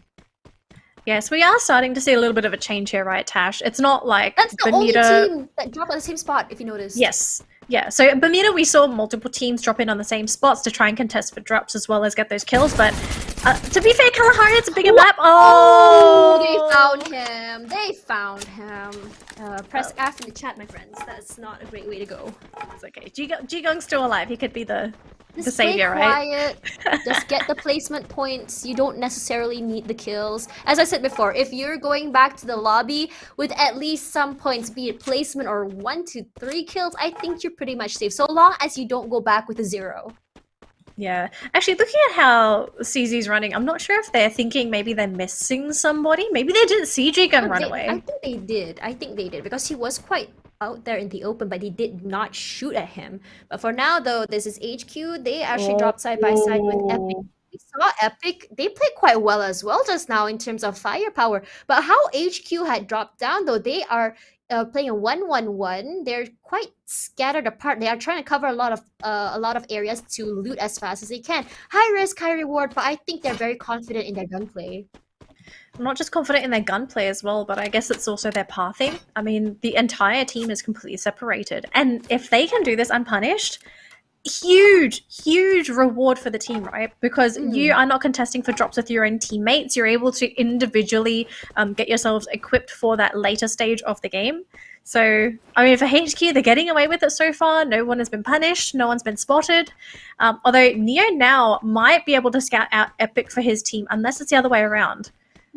I think he does know from there, but Lam is all alone the other side. I think he definitely hears him. Oh, he saw him. He's playing it safe, gonna be running away for his life. Jumps down the side. Yeah, I mean, it's the best way to get cover though. Liam knows his teammates are like, hey, I found someone over here. Let's go find him. There we go. Epic Liam running toward Neo now. Is that a trap? And I think, I'm not too sure, but it might just be. There we go. The damage comes in there. And if one player is out, Epic Liam will be the one getting punished for this. Oh my god. But for now though, Nick will be the first team out. There we go. HQ just too good. HQ too good, and Epic are sticking around though. So Liam, he's not dead. Oh, the grenade! Is it gonna land onto Ung? Oh, that's a beautiful glue wall. Oh, that was so close. If that glue wall did not go down, that would have been an easy knockdown on. Yeah, for now you can see their push coming in from HQ. Epic does throw in some shots. They're not too sure where exactly they are from how they are shooting. Funky though, there's a bit of a jump, trying to get some information. They can't really see where the other members are. But Epic though, you can see that they are retreating back into the area of the maze. They don't want to take this fight. They know they are outnumbered, and they know that HQ really performed. But it looks like HQ wants to chase, or they just want this area. I'm not too sure right now.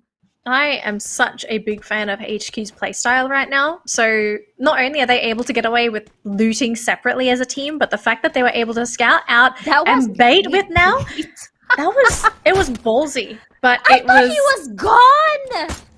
You thought he was gone, Tash. Well, it looks like they're actually going in for another engagement here, Tash. Yeah, it looks like that, but I think they are actually chasing. They are going on aggressive. They want those kills. PCW in trouble, but Tyson gets his kill. They want to finish off PCW. Epic though should have thought twice.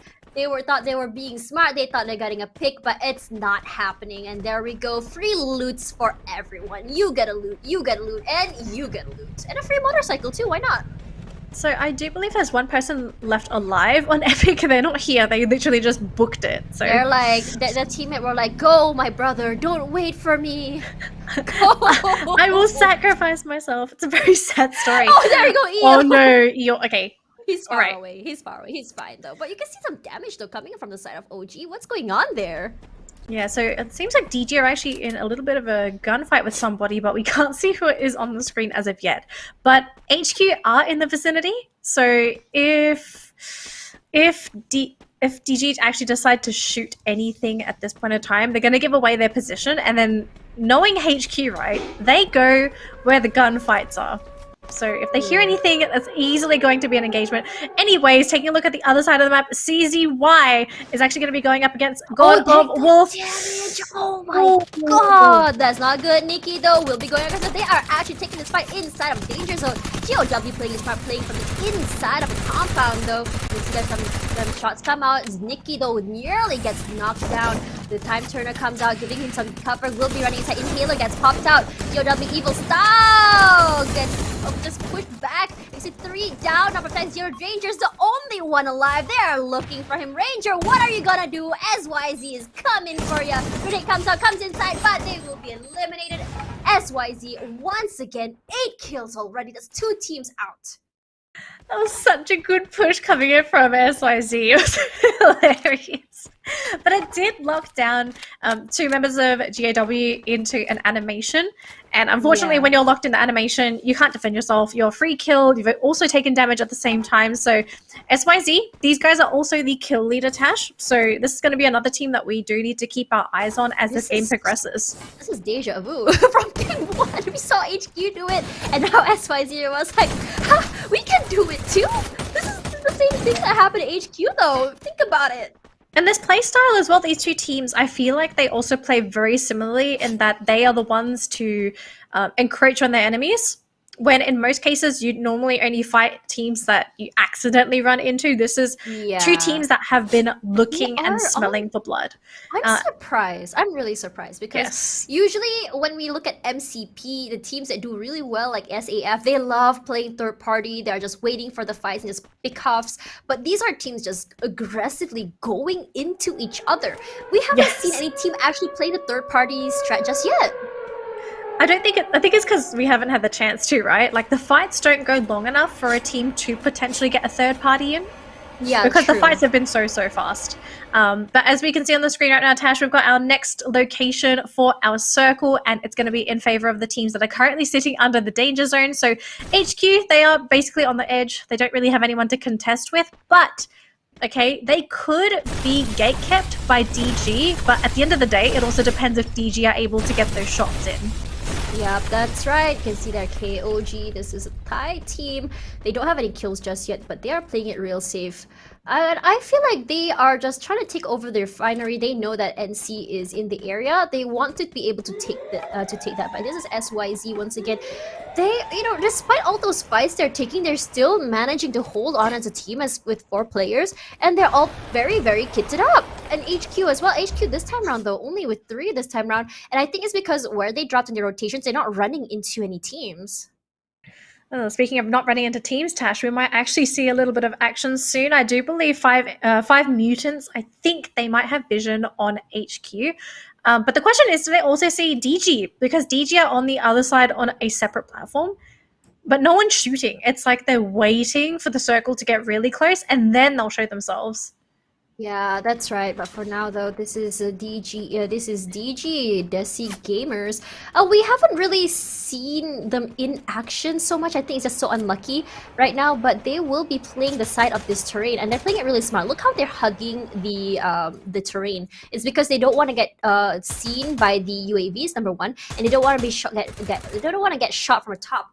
But what's really interesting to me is that when you see this kind of games, usually when you look at MCP, right, you see teams just quickly scrambling for the high areas, the high grounds, which is honestly, I think that's honestly the best way to go about it, because you'll be able to easily get picks.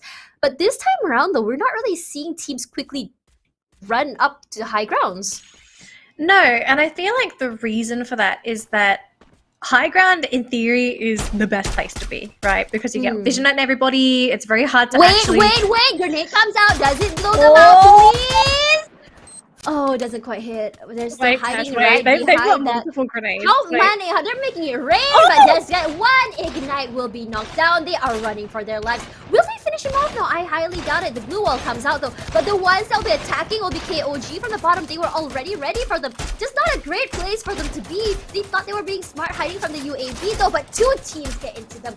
1 player is already out. The other one, Harsh, is in trouble. He's just hiding behind the little corner over there.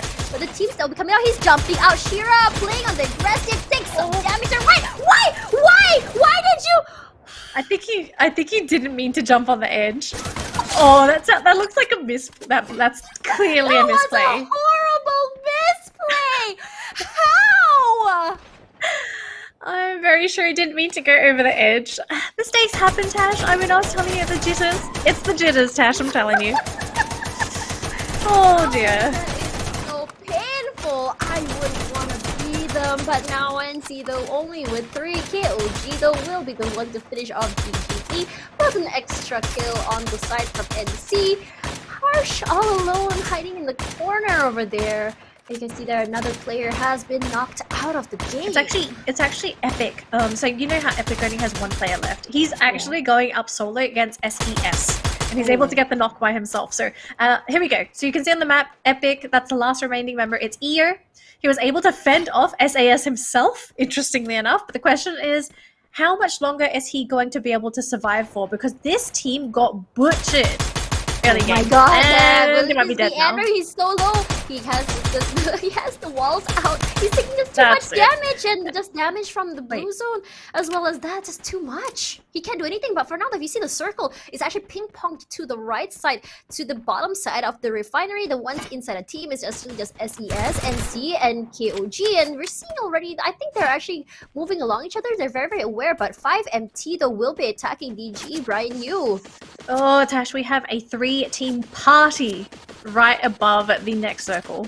Yeah, I'm actually going to see that, but 1 DG member already out as well. But look at SAF, the 1 kill already secured. Let's go a little bit low here, just going to heal. They are going to aggressive, and the thing is, oh, do they know that they're going against HK? That's the craziest part. HK in trouble, playing the side of the train, have to move down though, but McLaurie just chunking just so much damage onto those blue walls. They're just dropping as many blue walls as they can just to stay alive.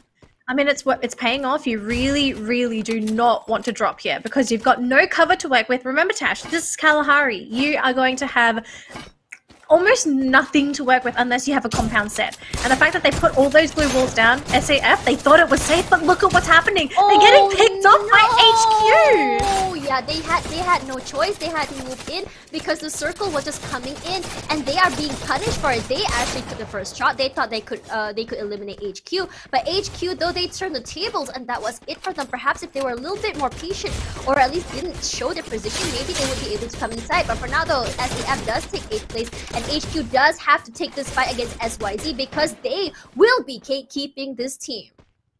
Oh, and take a look at where the circle is now. This is a low ground circle. So teams that are currently on the high ground, they have to start making their way down right now, because if they don't, they're going to miss the shot. They're going to be stuck in an animation lock and take damage as they drop down the cliff. So the thing is, if you're on the high ground, you have to get these kills now, because if you don't get them now, I think it's it. So for 5 mutants, you've got to get your work done right now. For NC, DG, and SES, you can see these guys, they're actually trying to rush as many kills as they can on that high ground before they try and go down, because positioning-wise, King of Gamers, looking great. SYZ, also great. And HQ, again, on the low ground. This team... Walid, though, look at that damage he's pushing in, but they have to go. They're outside of the circle. But for now, though, 5MT, they are just trying to put in as much damage to HQ as they can. KOG as well, safe at the bottom. They are just going to rush into SYZ. They are fighting behind those blue walls for now, though, but NC will be knocked out. But for now, though, that's a quadra kill for HQ Taisan. For now, though, Taisan still not done yet. Counts down all that damage. 5MT also out. HQ, you are just making work out of everyone. And it's also going to be down to Tyson and Neo now to actually try and finish this match for the team, because unfortunately they did lose 2 team members. But Tash, is it going to be HQ? Is it going to be King of Gamers? Who's going to get the second booyah? Alright, let's see how HQ is played. Neo now trying to play from flank, will be coming in from the side, though does take a little bit of damage. Oh, grenade comes out, but Neo now in trouble. Tyson play from side. He does have a sniper out. He has to play from distance. We all know that short range is just too hard for them. But now the Tyson taking in the damage. I don't think he wants to die out here. There we go. HQ now out. Booyah number 2 does not go to HQ, but instead goes to KOG. And that's really, really interesting how it works. Thing is, HQ was just taking too much damage, took too many fights, lost 2 members too early. They don't have the numbers to go against KOG. Yeah, I think if they didn't lose, it was Neo now, right? That just got hit with the grenade. Neo now and him, there were only 2 players left. Neo now tried to play the flank, was trying to see if he can get as many kills as he can from that side, but unfortunately he did get noticed. And I'm not surprised though, he was playing at the bottom side. But for now though, King of Gamer Club, congratulations. It was very interesting to play, but the thing is, KOG though, if you see them play, they didn't take unnecessary fights. This is a team that definitely, I wouldn't say passive, but they are playing for placements for sure. Well, they have to, because remember, King of Gamers, these guys got shut down during the last round. So for them to not only get the booyah, but also to get some of those consolation kills as well during this round, it's the much needed comeback kills and points they need to sort of make up for that terrible round 1. So King of Gamers, I mean, they did better this round. I wouldn't say this team played similarly to HQ, right? This was a much more passive team. I think their playstyle is more similar to SAF, what we saw during MCP Majors for sure. But we may see a change in playstyle because, as I said, we usually in round 1, we either see a team going so aggressive or we see a team playing passive. So I think this might be one of those times. Sometimes, there are teams that play passive in the first 1, 2, 3 rounds because they just want to get points as they kind of figure out how they want to figure out their rotations, their drop spots, and how each team plays. But some teams like HQ though, they're like, we don't care. Let's just trash everyone. And they look how you are just like, that's crazy. Yeah, I know there was a different word for that situation, but what's I know what you mean, Tash. No, I know you wanted to say something. Anyways, moving on. So we've already finished our first 2 games of the day, right? So we've done Bermuda, which is technically the smallest map in the pool. Then we've also finished Kalahari, which was the largest map in the pool. Now we're going to be finding that middle ground. Next is Purgatory. Something else we need to consider for Purgatory. What kind of a circle are we going to get? Because something that makes Purgatory a little bit more unique than Bermuda and Kalahari is that you sometimes get those river circles, and those can really I was mess gonna with say, teams. I was about to say that I really want to see a river circle. I mean, I talk about this all the time. Like, players, if they get water circles, they'll be like, oh, cursed. But for me, as a caster, as a viewer, I'm like, yes, make these players suffer. Make them suffer. I don't know if they want them. I don't think they'll want you to cast them.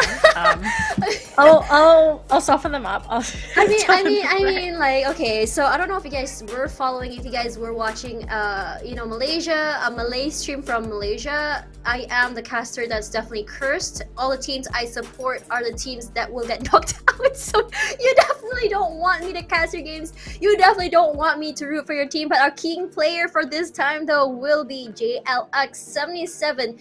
3 kills, not as high as last game, but 481 damage for game number 2. Honestly, for this kind of, I wouldn't say that he has low kills or low damage. I think they are just playing it smart. They're not taking unnecessary fights. They're not putting as much damage as they can. If you look at how KOG fought just now when they went against DG, when they just waited for them to have a fight. I think these are more teams that are playing more for third-party strat, or only trying to take advantage of situations as much as they can. And I think that's a pretty good thing. So JLX definitely for sure, I think, is playing around how his team wants to play, and that's not necessarily a bad thing.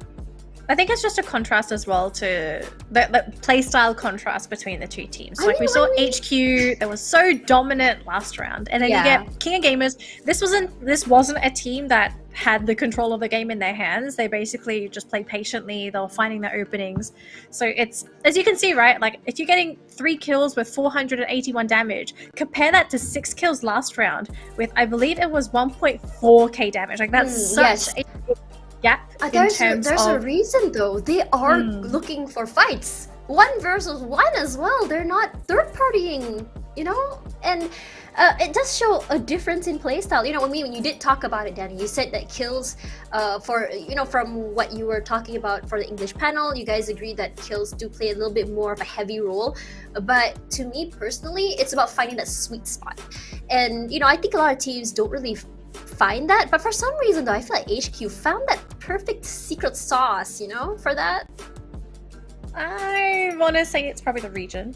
The fact that the region is so competitive that they're forced to play like this. Yeah. So anyways, I'm going to take a look very quickly at our game kill leaders with Return. Return again, making his... He has returned. And we're not seeing HQ, the same members for HQ, just Tyson and Tyson and Artemis. This time around though, it will be Neo now, and I'm not surprised. We see Neo now playing CQC in that one. He was very aggressive. He was with the double... what's that weapon called? I forgot the name of the weapon, but yes, double vector, that's the one. Okay, there we go. I was wondering that's a weapon is changed on it. Oh goodness. But this is something that I find really interesting, Tash, because this is the second time that Return has returned to the leaderboard. I mean, that's the reason why he's named Return. This is it. Yeah, probably. Exactly it. But I feel like that's also a testament to how big of an influence he is for his team, because for your teammate to consistently be top of the kill board, like you already know that you have a lot of firepower to work with, and it's reliable firepower, right? Yeah, that's right. This is the part where Shira messed up, dropped down. He was like, I'm alive, guys. Not really. He gets shot up from a side of KOG there. But honestly, I feel like definitely, you know, these funny moments really make this tournament, I feel. Just gives that little breath of fresh air from all the serious fights, you know what I'm trying to say? I don't know if the players see it that way. I mean, I could just imagine Shiro like just dropping his phone, then he's like, alright guys, I'm done. Call me when the next game is ready. I'm just gonna take a nap now. I'm gonna take a depression nap. That's what's gonna happen though. SES though, I feel like even though they took out 7th place, they actually were not bad at all. Yeah, they did a reasonable job, but again, just like a lot of other teams this round, they're not in a very dominant position. They're definitely playing more for placement points. Actually, looking at how some of the teams played in this round, it feels like some teams have just conceded to the idea that HQ are going to be aggressively moving around the map, so some teams seem to just put more emphasis in placement in general. Yeah, I think that's not a bad thing either, but KOG though will be the one taking first spot despite not getting the booyah with a total of 9 kills. 9 kills. Oh, We sorry. have a tie. Yeah, we do have a Tash. tie. Yeah, KOG will be getting the Booyah at 9 kills, 21-21. But SYZ and HQ, though, tied together. HQ with 9 kills and SYZ with 10. Very interesting how this goes. And DG as well, only with 5. You see that the rest are all just 1 kills each, with DGE, GOW, and N1K with 0 points. They have to do something. In my opinion, finishing a game with 0 is horrifying. If you at least go to the lobby with at least some points, 2, 3, 1, 2, 3, at least you are moving forward. But the idea of being stagnant, especially in a 2-day sort of tournament, is very, very scary. It is. And also we need to consider Tash as well, right? Like, who's going to be moving on from this group? Isn't that only the top 2, top 3? So yeah, it's essentially top 2 from A, top 2 from B, and the third place will be the best of third place between A and B. So there's also, you also have to be keeping an eye out on the other group as well. Yeah, so just looking at the standings right now, you would have to argue now, if you are sitting in 4th, maybe even 3rd, you have to stick your finger out for these next couple games. Yeah, because for sure. If King of Gamers drops this next game, or if DG mess up, they're going to lose their place. And you will not have a lot of room for error for these next upcoming games. You've got 4 games to go, which some people are thinking like, oh, that's a lot of games.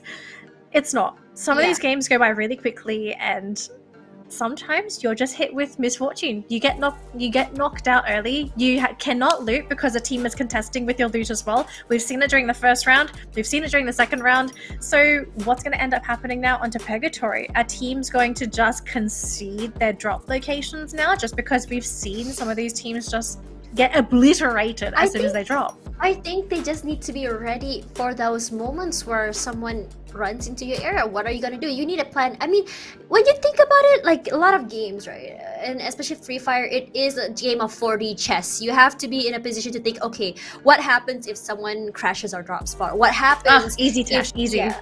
Wait. I mean, it is what's gonna happen. But for now, though, we're gonna take a quick break, and when we come back, we're gonna go to our third game, which is Purgatory, and we'll see you guys in a little while. This November, we are very excited to announce a tournament dedicated solely to the Asia region. Free Fire Asia Championship, featuring professional local teams across Asia. A total of 31 top pro teams from 7 regional leagues will be competing to determine who is the best in Asia. Vietnam, Thailand, and Indonesia will each claim 5 spots in this competition, while India, Pakistan, Chinese Taipei, and the Malaysia, Cambodia, Philippines region each gets 4 slots. Free Fire Asia Championship will be held fully online in Battle Royale mode with 2 phases, Play-ins and the Grand Finals. 7 local champions move directly onto the Grand Finals, and the rest will battle it out during Play-ins for the 5 remaining spots. For Play-ins, 24 teams will be split into 2 groups, A and B, based on the drawing results. Each group will have at least 1 and a maximum of 2 teams from each regional league. Group A matches will be held on November 20th, and Group B will have their matches on November 21st. Teams will be competing over 6 rounds across 3 maps, Bermuda, Purgatory, and Kalahari. First and second seed from Groups A and B will advance to the final stage. The last slot will be awarded to the third place team from either Group A or Group B, based on which team has accumulated more points in the play-ins. The finals will take place on November 28th, where the 5 teams from play-ins will then battle against the 7 local champions for the title of the best Free Fire squad in Asia. 12 finalists will compete together for 7 rounds in 3 available maps, with the last map being randomly picked. Stay tuned to our YouTube channels for the latest news, and we'll see you soon.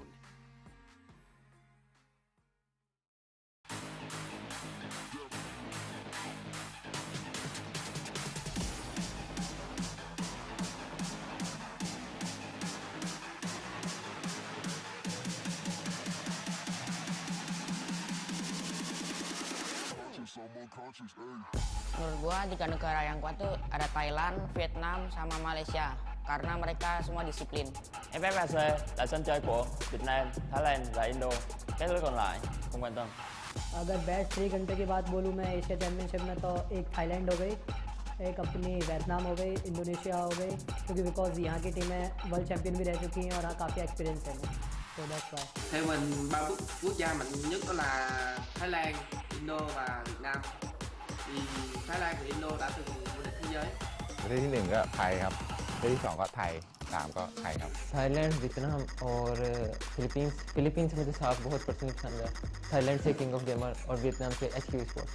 คิดว่ามีทีมไทยกี่ทีมเข้าสู่รอบไฟนอลเหรอครับผมคิดว่าทีมไทยทุกทีมมีโอกาสเข้ารอบไฟนอลหมดเลยครับอยู่ที่จังหวะแล้วก็ทามมิ่งครับ ทั้งหมด 5 ทีมครับทีมยืนไปแล้ว1ทีมเพราะว่าทีมไทยเก่งทุกทีมครับ Menurut aku Thailand pantas mendapatkan 5 slot tersebut karena mereka menjuarai di turnamen sebelumnya.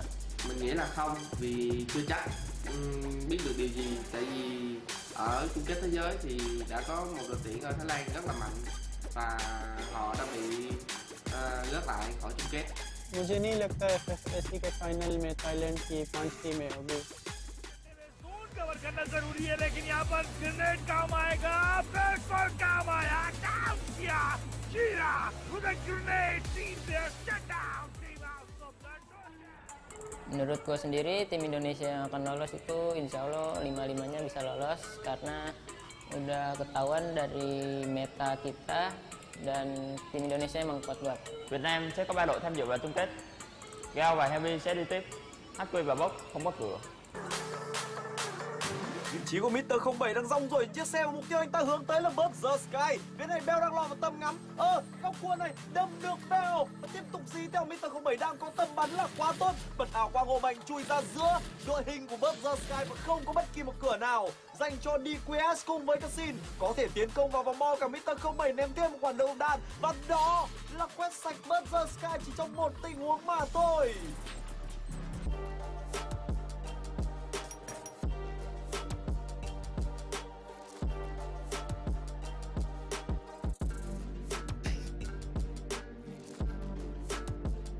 So here's the thing. Welcome back to the broadcast, folks. We were unfortunately muted because we were so excited we forgot to unmute our microphones, but that's You mean okay. you? Tash. You mean you? No, apparently you were as well. No, Broadcast I was told me, not. They said both. They said both. Anyways, so I wanted to sort of go off onto the whole discussion for what you ended with just before we went on to break, right? It's like, how do you wrestle control from some of these teams that are super aggressive? Yeah. And you cut me off, and I was so ready to say I'm this. sorry, and then I'm sorry. Okay, so the first thing you need to do when you're actually dropping into these zones is you gotta firstly, terrible idea now that I think about it, you gotta rush to those loot points and you stare your opponent in the eye, you look at them, and you quickly lick the gun. Because who's gonna touch the gun after that, right? Like, just lick the gun. Okay, fine. I thought it was like some good strats. No. but we just... I mean, it kind of is. Unfortunately, I you'll would just do lick it your in real screen life, in the but like process. pandemic, you know. Well, that makes it more effective.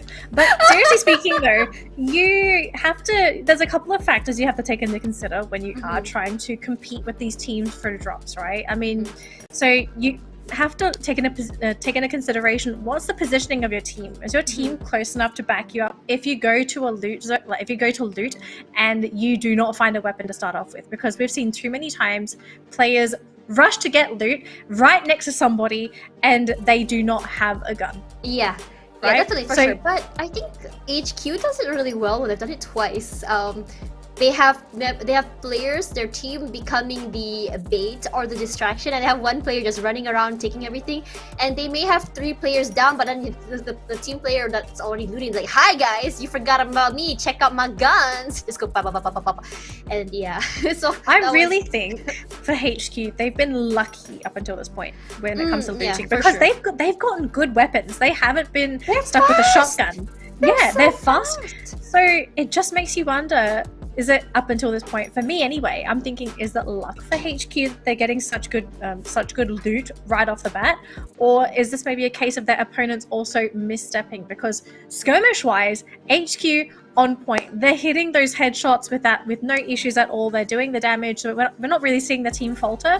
Whereas the teams that they've run into, you can see them sort of just running around with their chickens with their heads cut They're off. definitely hesitant for sure. I can see that. Like we saw GOW try to take I'm sorry, not Jim, Epic, I think, try to take a fight against them, and you know they lose one. They're like, okay, we gotta back off. And I think when it comes to players from other teams, right? Like players from HQ, they're more on the okay. It's okay if one gets knocked down, we will do the rest. They rush in there. They're not hesitant at all, and they're even going as far as to use teammates as bait, and that's even crazy. Like you know, whenever you use members as bait, right? You always have come to this moment where you'll lose one for sure. You're definitely okay with losing one, but they're making sure that that teammate doesn't die, and I think that's the most interesting part about it. They're very like, it's okay, I'm bait, but I can take care of myself. Like he got a kill even before his teammates were around to back him up. I almost want to chalk that up to also the teams that they're running into not being able to finish off the kills. Oh yes, definitely, right? definitely. So always finish your food, guys. Finish your food. It just makes me wonder if, let's say we have a team such as HQ, they go up against another team that is of equal skill to HQ. Yeah. What differences are we actually going to see in terms of playstyle from HQ? Like, how would you adapt to someone that wouldn't fall for rubbish, that wouldn't fall for these cheesy strats? Because let's be real, using your teammate as a shield, it's a little cheesy. It's not the best strat, but it does work in some situations, and it has thus far. So what's the plan here for HQ moving forward? I think for HQ I think one thing that they're very, very confident is their rotations is number one, and their firepower is two. So when you come up against another team, right? Like if say in the grand finals we see maybe BTS against HQ. You keep saying my team. I'm sorry because I mean we haven't seen a team strong enough to go against HQ yet this time around. I mean the reason why HQ lost in the other round was because they lost two members. It wasn't really a head-on fight, right? So we haven't really seen a team that can rival them in terms of firepower just yet. At least the other teams have not warmed up yet. So if we say we put into a team that plays the same way, it comes down to which team gets the best rotations, which team gets which team peaks first. It all comes down to that. Sometimes then they maybe positioning our luck as well, because we did see moments where, you know, I think HQ just now, they were outside of the circle, the blue zone just did too much damage, and that was it for them. I still think there's a significant amount of luck onto HQ, but oh my gosh, Danny! No, seriously, I do think some of it is luck. Finals, just first. You're gonna have to eat your words. That's very dangerous. No, I'm just wondering.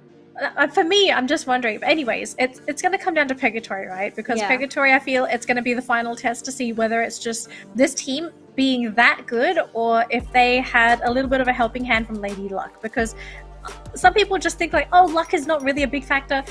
Unfortunately, folks, luck is actually very, very important in Free Fire, and you don't get to choose how much of it you get. You got to take what you get. You got to work with whatever you're given. So we'll find out in just a moment, because it seems the teams are ready to drop into Purgatory. And the big question, Tash, is this going to be a river circle? I want to see the circle go straight in that three-way prong right over there by Central. I don't think I've seen a circle there. I know, just make it spicy, right? Oh man, I am awful. I am so sorry. I'm keeping an eye out on HQ, where exactly they're gonna drop. We all know that the blue area is where the best loots are gonna be. So for now though, this is N1K. Ooh. And I think they really want to redeem themselves from that last round, but I think that's not gonna be happening because they dropped right by DGE. And the thing is, you know, we thought that we would be able to see a different outcome this time around. At least if someone's in your area, you could actually find another place to drop. But they're like, you know, we don't care. We're still gonna take this spot. And Danny, why do you think they choose to do that? So okay, so there's a lot of loot down in the area that they're currently in right now, and there's a lot of places that they can hide. Look at how many people are at Crossroads, Danny! I was gonna say, look at how many people there are in Brasilia, but we'll take a look at that a little bit later. I just pointed that out! I've never... Okay, now you said, where's HQ? HQ are in the top left-hand section of the map, right next to SES. So we're actually seeing a lot of skirmishing, and HQ are, as usual, these guys, first one to make the move. Oh, they have guns. That's crazy. Army, but for now though, damage already chunked out by Neo now with his Vector. He's not scared, he's just moving around and round in circles. And more shots come out. I think these are all just pot shots at this point because they're just trying to make sure that people don't come too close to their area so that they can keep looting. For now though, this is Artemis. He already has a pretty decent gun, but no band-aids and no grenades. He's gonna have to be careful because he's not gonna be able to heal. Yeah, this is the scariest thing about these really early skirmishes because you can't fall back onto glue walls, you can't fall back onto med packs half the time because you don't have them. And especially grenades. Grenades, I feel, play the biggest role when it comes to trying to disengage and flushing out your opponents. But so far, it looks like HQ, they're the ones corralling SES because look at SES, right? They're clumping together and HQ, they're just getting closer and closer. One buildings each. So how they can do this? Oh, but right now they're gonna meet together. You can see there they already have one. But look at Bara though coming from the Tyson. That's not at all. The damage comes in, but Fong will be on the side trying to get him. Bara gets a knock on to Tyson, will be going for Artemis, but Artemis will be the one to turn the tables. Bara will be out for now though. First blood goes to Artemis. For now though, Thanos is still bleeding to death. HQ just annihilating Artemis down as well. HQ this be the end for HQ though, but it looks like it might be. Did I say luck? I said luck, right? Yes. Yeah, you absolutely did, but they my goodness. I think for one thing, they were just too overconfident from how they moved. But if you saw just now how SES played it, they made sure they were together, made sure that they can't be isolated, and that was honestly the best part. Because look how HQ was, they were holding so many different angles. Yes, very, very smart, but they were isolated. Once you're isolated and you're against 4 different players, what can you do? What do you do? And I think the biggest worry as well was that the fact that they lost Tyson so early. And we know Tyson, he's one of the, he does big deeps for the deeps for the team. Sure. So without him, you've lost a lot of that firepower. No disrespect to the rest of the team, but we saw how much impact Tyson has in these fights. To lose him and to not be able to have any chance at reviving him, it's very devastating. So SES, I'm so sad, Danielle. I know you're very sad. But yeah, honestly, props to SES because these guys played that fight masterfully. Yeah. They could have panicked. They could have just tried to rush into HQ, which is what we've seen a lot of teams do, where they think, oh, it's HQ, we just have to fight them head on. Sometimes you just have to let HQ come to you. Exactly. And you're able to get those pickoffs. Now, because HQ was just way too aggressive, I feel. But Brasilia, as you mentioned, Mr. 7? Too many teams. But for now, GOW, though, wants to go aggressive against Epic. They want to go through. Some blue walls already out. Mr. 07 will be the one inside. They have shotguns. They are ready for this CQC. Epic Yo, though, ready out with his guns as well. Ranger out with his little gun as well. I think the damage has come in now to PCW. They're playing it smart by hiding in the rooms. Time Turner is already out. But look at Evil Star. He was thinking about going flanking from the side. Grenade comes out just in case of any flankers, but that's not gonna hit anyone. He does take a little bit of damage, but not enough. But Ronaldo, he gets one! Liam already knocked down. That was really, really fast reaction. That teammate will be moving back inside. He's like, nope, not today. Though will be the second one. Where's the other team? They are looking for the last one. Where is he? Where is he? Mr. 07 is down! He actually gets picked off by Ear on Epic. Oh, but I think this might just be it though. Ear, I do believe he is... Okay, he's the second right last. In the open, will be running to the other goal. Half HP left. Will be chasing, but will be finished off by his teammates. But look how ready they were for the CQC. Shotguns already out. Evil Star this time though, leading with 3 kills. And that gives... This is only like 5 minutes in, and we already have 2 teams already out. Yeah, and it's going to be very sad for Epic as well because this is another round where the team doesn't really get an opportunity to go into that late game. So it makes you wonder what sort of happened with Epic. That they've been eliminated with these early skirmishes, and I feel like that seems to be their weakness as a team. They don't know how to stabilize themselves for that mid game. That's honestly so surprising because all they had to do was to hold on to the area. They let them push in. They didn't even stop them from pushing in. They had to do. I don't know. There's a lot of things. I'm not saying that. I'm just saying in terms of advantage, they do have the advantage. All they had to just not all they had to do, but they just had to not push in, but shoot out from the outside. Not allowed it to get inside, but they allowed it to come into the compound. And my question is, why did you do that? Who knows? Maybe they just didn't have the right guns to get those really fast pickoffs. Maybe they're not confident with their aim. hell, this could be a team that prefers close quarter combat, and they weren't able to They get didn't what have they the wanted. shotguns for sure. They didn't have what GOW had. They had 2 shotguns that round. As soon as I saw the shotgun, I was like, oh yeah, that's it. That's it. That's the end. But SAF for now, I'm surprised that they didn't go into the other area. They actually went toward Brasilia. They took a compound right beside of that little terrain there, and I think that's a really good area. But it might be dangerous if there is someone like now NC just staring at them from the top of this little lookout area. But for now, UAV though, so close to SAF, they're like, please don't come here. We don't want people to know we're here, or maybe we do. I don't know. Actually, I know Husky and Mustachio, they hate when teams clump up in these little watch houses. And the reason being is that all it takes is one grenade That to is ruin hilarious. your day. Every time it happens, no, I mean, I know they hate it, but I love it. Like, please do it. Please. Just let me Please do see it those so you triple, could die. quadra kills. It would be amazing. Makes me laugh so hard. I'm so mean. I'm sorry. I am that kind of caster. Alrighty. Moving on. We have oh goodness. Actually, speaking of teams that start with S, so we haven't really had a chance to really look at SAF. And this is a team that we probably have the most information on just because we've been watching them for the past 6 weeks. It's so 7. crazy seeing them. You know, they won FF. I think it was Philippines Open PO FFPO, and they were consistently doing well throughout so many weeks during MCP majors. Grand finals not so great because everyone found out their strat, so they had to kind of figure it out. But still, even then, they were still performing regardless. And this is a team that definitely, I think, what's for sure is that their strat is probably not working here. They need to figure out another way. And I think this is one of those things that happens once you're on a bigger stage, because sometimes the way you play doesn't necessarily translate well into a different stage or against different sort of players. You know how you play in different the Philippines. regions, right? Yeah, different regions. metas. Yeah, like you can see that from Taipei and Thailand and Vietnam even. They're more aggressive. They want to go. They just want to go. They just want to attack. And then you have a more passive gameplay from Philippines. And we all know that Malaysia as well likes to, they're not really passive per se, but they like to wait. There's a lot of third party going on in there. So, you know, we really want to see how these teams are able to not only adjust or, you know, or adapt to these different playstyles, how they're managing to make it their own. Actually, I think a really good way of describing how SAF is playing right now is that it's actually a little bit greedy. Are they though? I have to disagree. Okay, let me explain myself, because like, okay, if you just hear me say greedy, it makes no sense. So contextually speaking, right?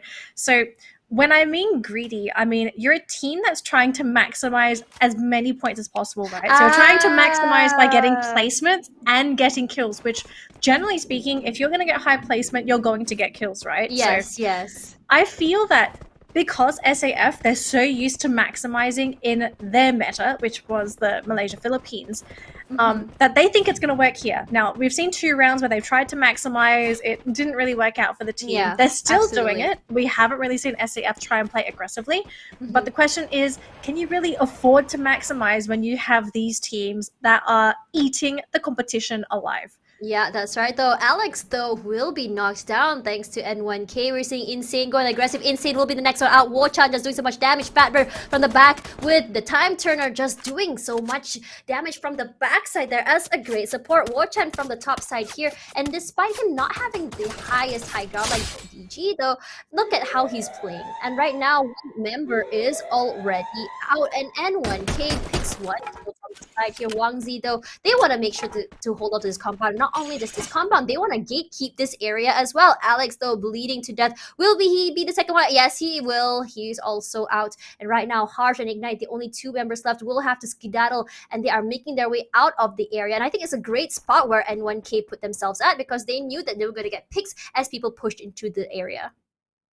Yeah, this is a pretty good spot to be in if you want to go for those pickoffs, so completely understandable if you want to stay around here if you're N1K. But the thing is there anyone that they can really pick off anymore? I don't really see anyone on the map. Nope, they're not going through that side though. So if that's the case, then they're going to have to start rotating, but I don't see them moving until that circle gets really close and then they realize, yeah, they're going to play at the edge of the circle. And you know, there are some teams who likes playing at the side of the circle, just gatekeeping and just waiting. And there are teams like we've seen SAF who like to get to the middle of the circle as soon as they can. So my question to you, Danley, is which one is better? I think at this point in time, teams that are playing towards the center of the circle, because generally speaking, you should always have the advantage of gatekeeping. If you're playing on the edge, I feel that you are putting yourself at risk at being targeted by multiple teams because they're already going to be in the center of the map. So I prefer to be in the center, but that's personal preference. We will have to see here if it's going to work out for DG, because this is a team that is trying to play on the edge, but SYZ, I think they have the freedom here to gatekeep if they really wanted to. Yeah, they have a compound, they have a little bit of a higher area. They got rid of that UAV though. DG, once they have to take this fight if they want to push in right now, and SYZ is like, nah, but look at where the circle went. Ping-ponged to the right. SAF smack dab in the middle. What is this circle prediction? Hello? I mean, it's working out for them so far. So SAF, they are trying to maximize, and Lady Luck is shining their way. But the thing is it going to keep shining their way? Because we haven't really seen SAF really do too much. Who? DG, were they? I can't tell. No, they weren't.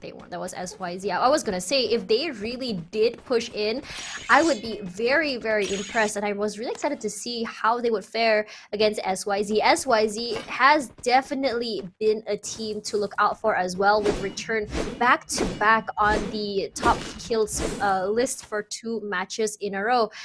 That's actually a very quiet game for SYZ, right? Yeah, I mean, usually they're the ones going on their aggressive, just like HQ. HQ as well! I mean, this is a very quiet game compared to Kalahari, and I feel like it's just because everyone hasn't really run into anybody.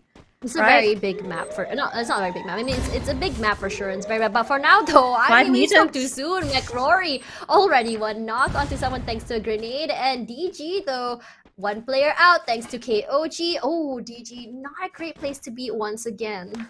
Oh, we could be looking at some third-party action, Tash. Look who's coming in on the map. Yeah, that's right. We have 5MT over there and SAF on the side. And look at where the other team is. Maybe we might see a fight over here and a third party coming to inside. Honestly, it's a great time when you see this kind of fights happening. It's a great time for another team to come in and just sneak in. Like right now, SES already in the circle as well. Look at GOW just slowly sneaking inside, but they don't have a compound. While I would say not having a compound is not a good thing, but sometimes it can work out. But for now, though, this is Blackhawk playing on the side there, just putting some shots onto GOW. They have been spotted out. They're gonna have to be careful, and the circle is slowly closing in. Ah, it's gonna hurt. There are so many teams in the area as well, and they're going to be at the mercy of these teams that are currently sitting very happy in their positions. SAF, dead center. They are free to go for these kills, but look at how many teams have survived up until this point, Tash. It's a very quiet game. Yeah, this has probably been the most quiet game for today, and I think things are about to go completely crazy because 4 bids. Oh, that's sniper to 4 bids, but Osaka actually going down as well. King of Gamers. Oh, they don't get the res off. He actually gets picked off by Brian. Oh man, I don't know why, but it is so demoralizing to get picked off like that, not able to fight back at all. For now though, KOG, they have 2 kills, they lose 1 player, but it doesn't really matter to them. They want to go on the aggressive, they want to try and redeem themselves from the last 2 games. For now though, you can see there KOG on the aggressive, they want to take DG over here. They taking in some damage. Kevin all the way in the back, he is actually fighting for another angle, making sure they don't get flags from behind, and they're gonna have to use that little terrain as well as the rock to make sure they can stay alive. But for now, we look at the kill feed though. Ranger knockdown as well as member of KOG. Grenades come out. They're making it rain. 1, 2, 1 out. And oh man, not a great place for KOG to be because OG though, DG is really pushing forward right now. But Mate JB will be knocked out of the game. DG Ecom wants to try and help out, but he's just taking too much damage. Only King of Gamers? the only one alive. 3 down. Will it be a finish here? Hai's gonna be taking a little bit of damage from the blue zone. Oh man, as the other members are out, but DG will be eliminated. Just so unlucky. Oh my gosh, and that was a nice pickup on the screen. Now we've got the final circle happening right now on the screen, Tash, and nobody has control of the circle. This is the first time we're seeing this, Danny. That's crazy. And what makes it worse, right? There's no compounds. They only have trees. There's a total of 3 trees. Just 3 trees. For now, though, SES will be the next one. Eliminated 5MT, looking great. We have not really seen them in action, but this game, though, they're trying to show themselves that, yes, we are definitely someone we need to take care of with 3 kills already. But 1 player, though, does get taken off by Wildjet from NC. And NC as well has been pretty terrifying as well if you've watched the last game. They actually have been rather terrifying. It could be a team that we might be looking at on the leaderboard, but again, it's going to depend on their performance. But for now, so far, NC looking to be in a fantastic position with 4 members working towards the side of the map. SAF somehow getting eliminated on the other side. SYZ, though, in a very advantageous position, maybe trying to go for a backstab onto NC, who are trying to find a safe zone to actually enter the map. But so far, looks like they're going to be blocked off by SYZ. They're running right into them, and they will deny them the safety. Look, they denied them the circle! They really did, and look how they did about it. 2 players already out returned, the only 1 alive, but look where KOG is. They're on top of the terrain. They have the high grade, they have the high ground, but look at this. The return is like, nah man, nah, I don't even care. Gets stunned for a little bit, but he's just playing ring around a Rosie around the area here. Return solo needs to heal, but they are not gonna allow him to get a pick. But that's it. The NSYZ will be taking out second place for this because KOG makes a comeback. This is it for them. Oh, again, this is actually the second BF for King of Gamers, right? These guys, they have played. So they're not as aggressive as some of the other teams that we've noticed. They're definitely more opportunistic team, I believe, and they are really good at taking those advantages, I feel. They really remind me of SAF, actually. Yes, so they do! It seems that King of Gamers, they're actually trying to play that. I'm going to change the way I'm going to describe it. They're trying to maximize their games by safely going into the late game, and then that's when the team really comes out to pick off those final kills, to essentially just pick off wounded animals, right? Because at the end of the day, like when you're going into the final circle, you might be low on ammo, you could be low on blue walls, you could be busy fighting somebody else, and that's when King of Gamers comes out. They get the backstab, they fight you when you're weakened, and what do? Right? Because King of Gamers, they put themselves in a position where they didn't have to deal with all of the craziness. Yeah, honestly, I feel like how they've been playing was just really, really well. Compared to the other games where you saw HQ playing on the aggressive, yes, it is great. But right now, you know, when they say certain things is like you can only do the same strat maybe 2 to 3 times before it stops working. Because sometimes the players will be keeping an eye out on you. That's very dangerous, and I think HQ was definitely one of those teams that were just like they kind of bit more than they could chew. They were like, okay, this has been working out. Let's just keep doing it over and over, and you know, till at one point it just stops working. But for SAF though, we didn't really see them on the aggressive at all. We barely saw them in any of the fights. In fact, we only saw them get picked off, especially from the side of 4-Bits. Just now, that beautiful headshot coming from, I cannot remember the team, but yeah, as I said before, it is very demoralizing.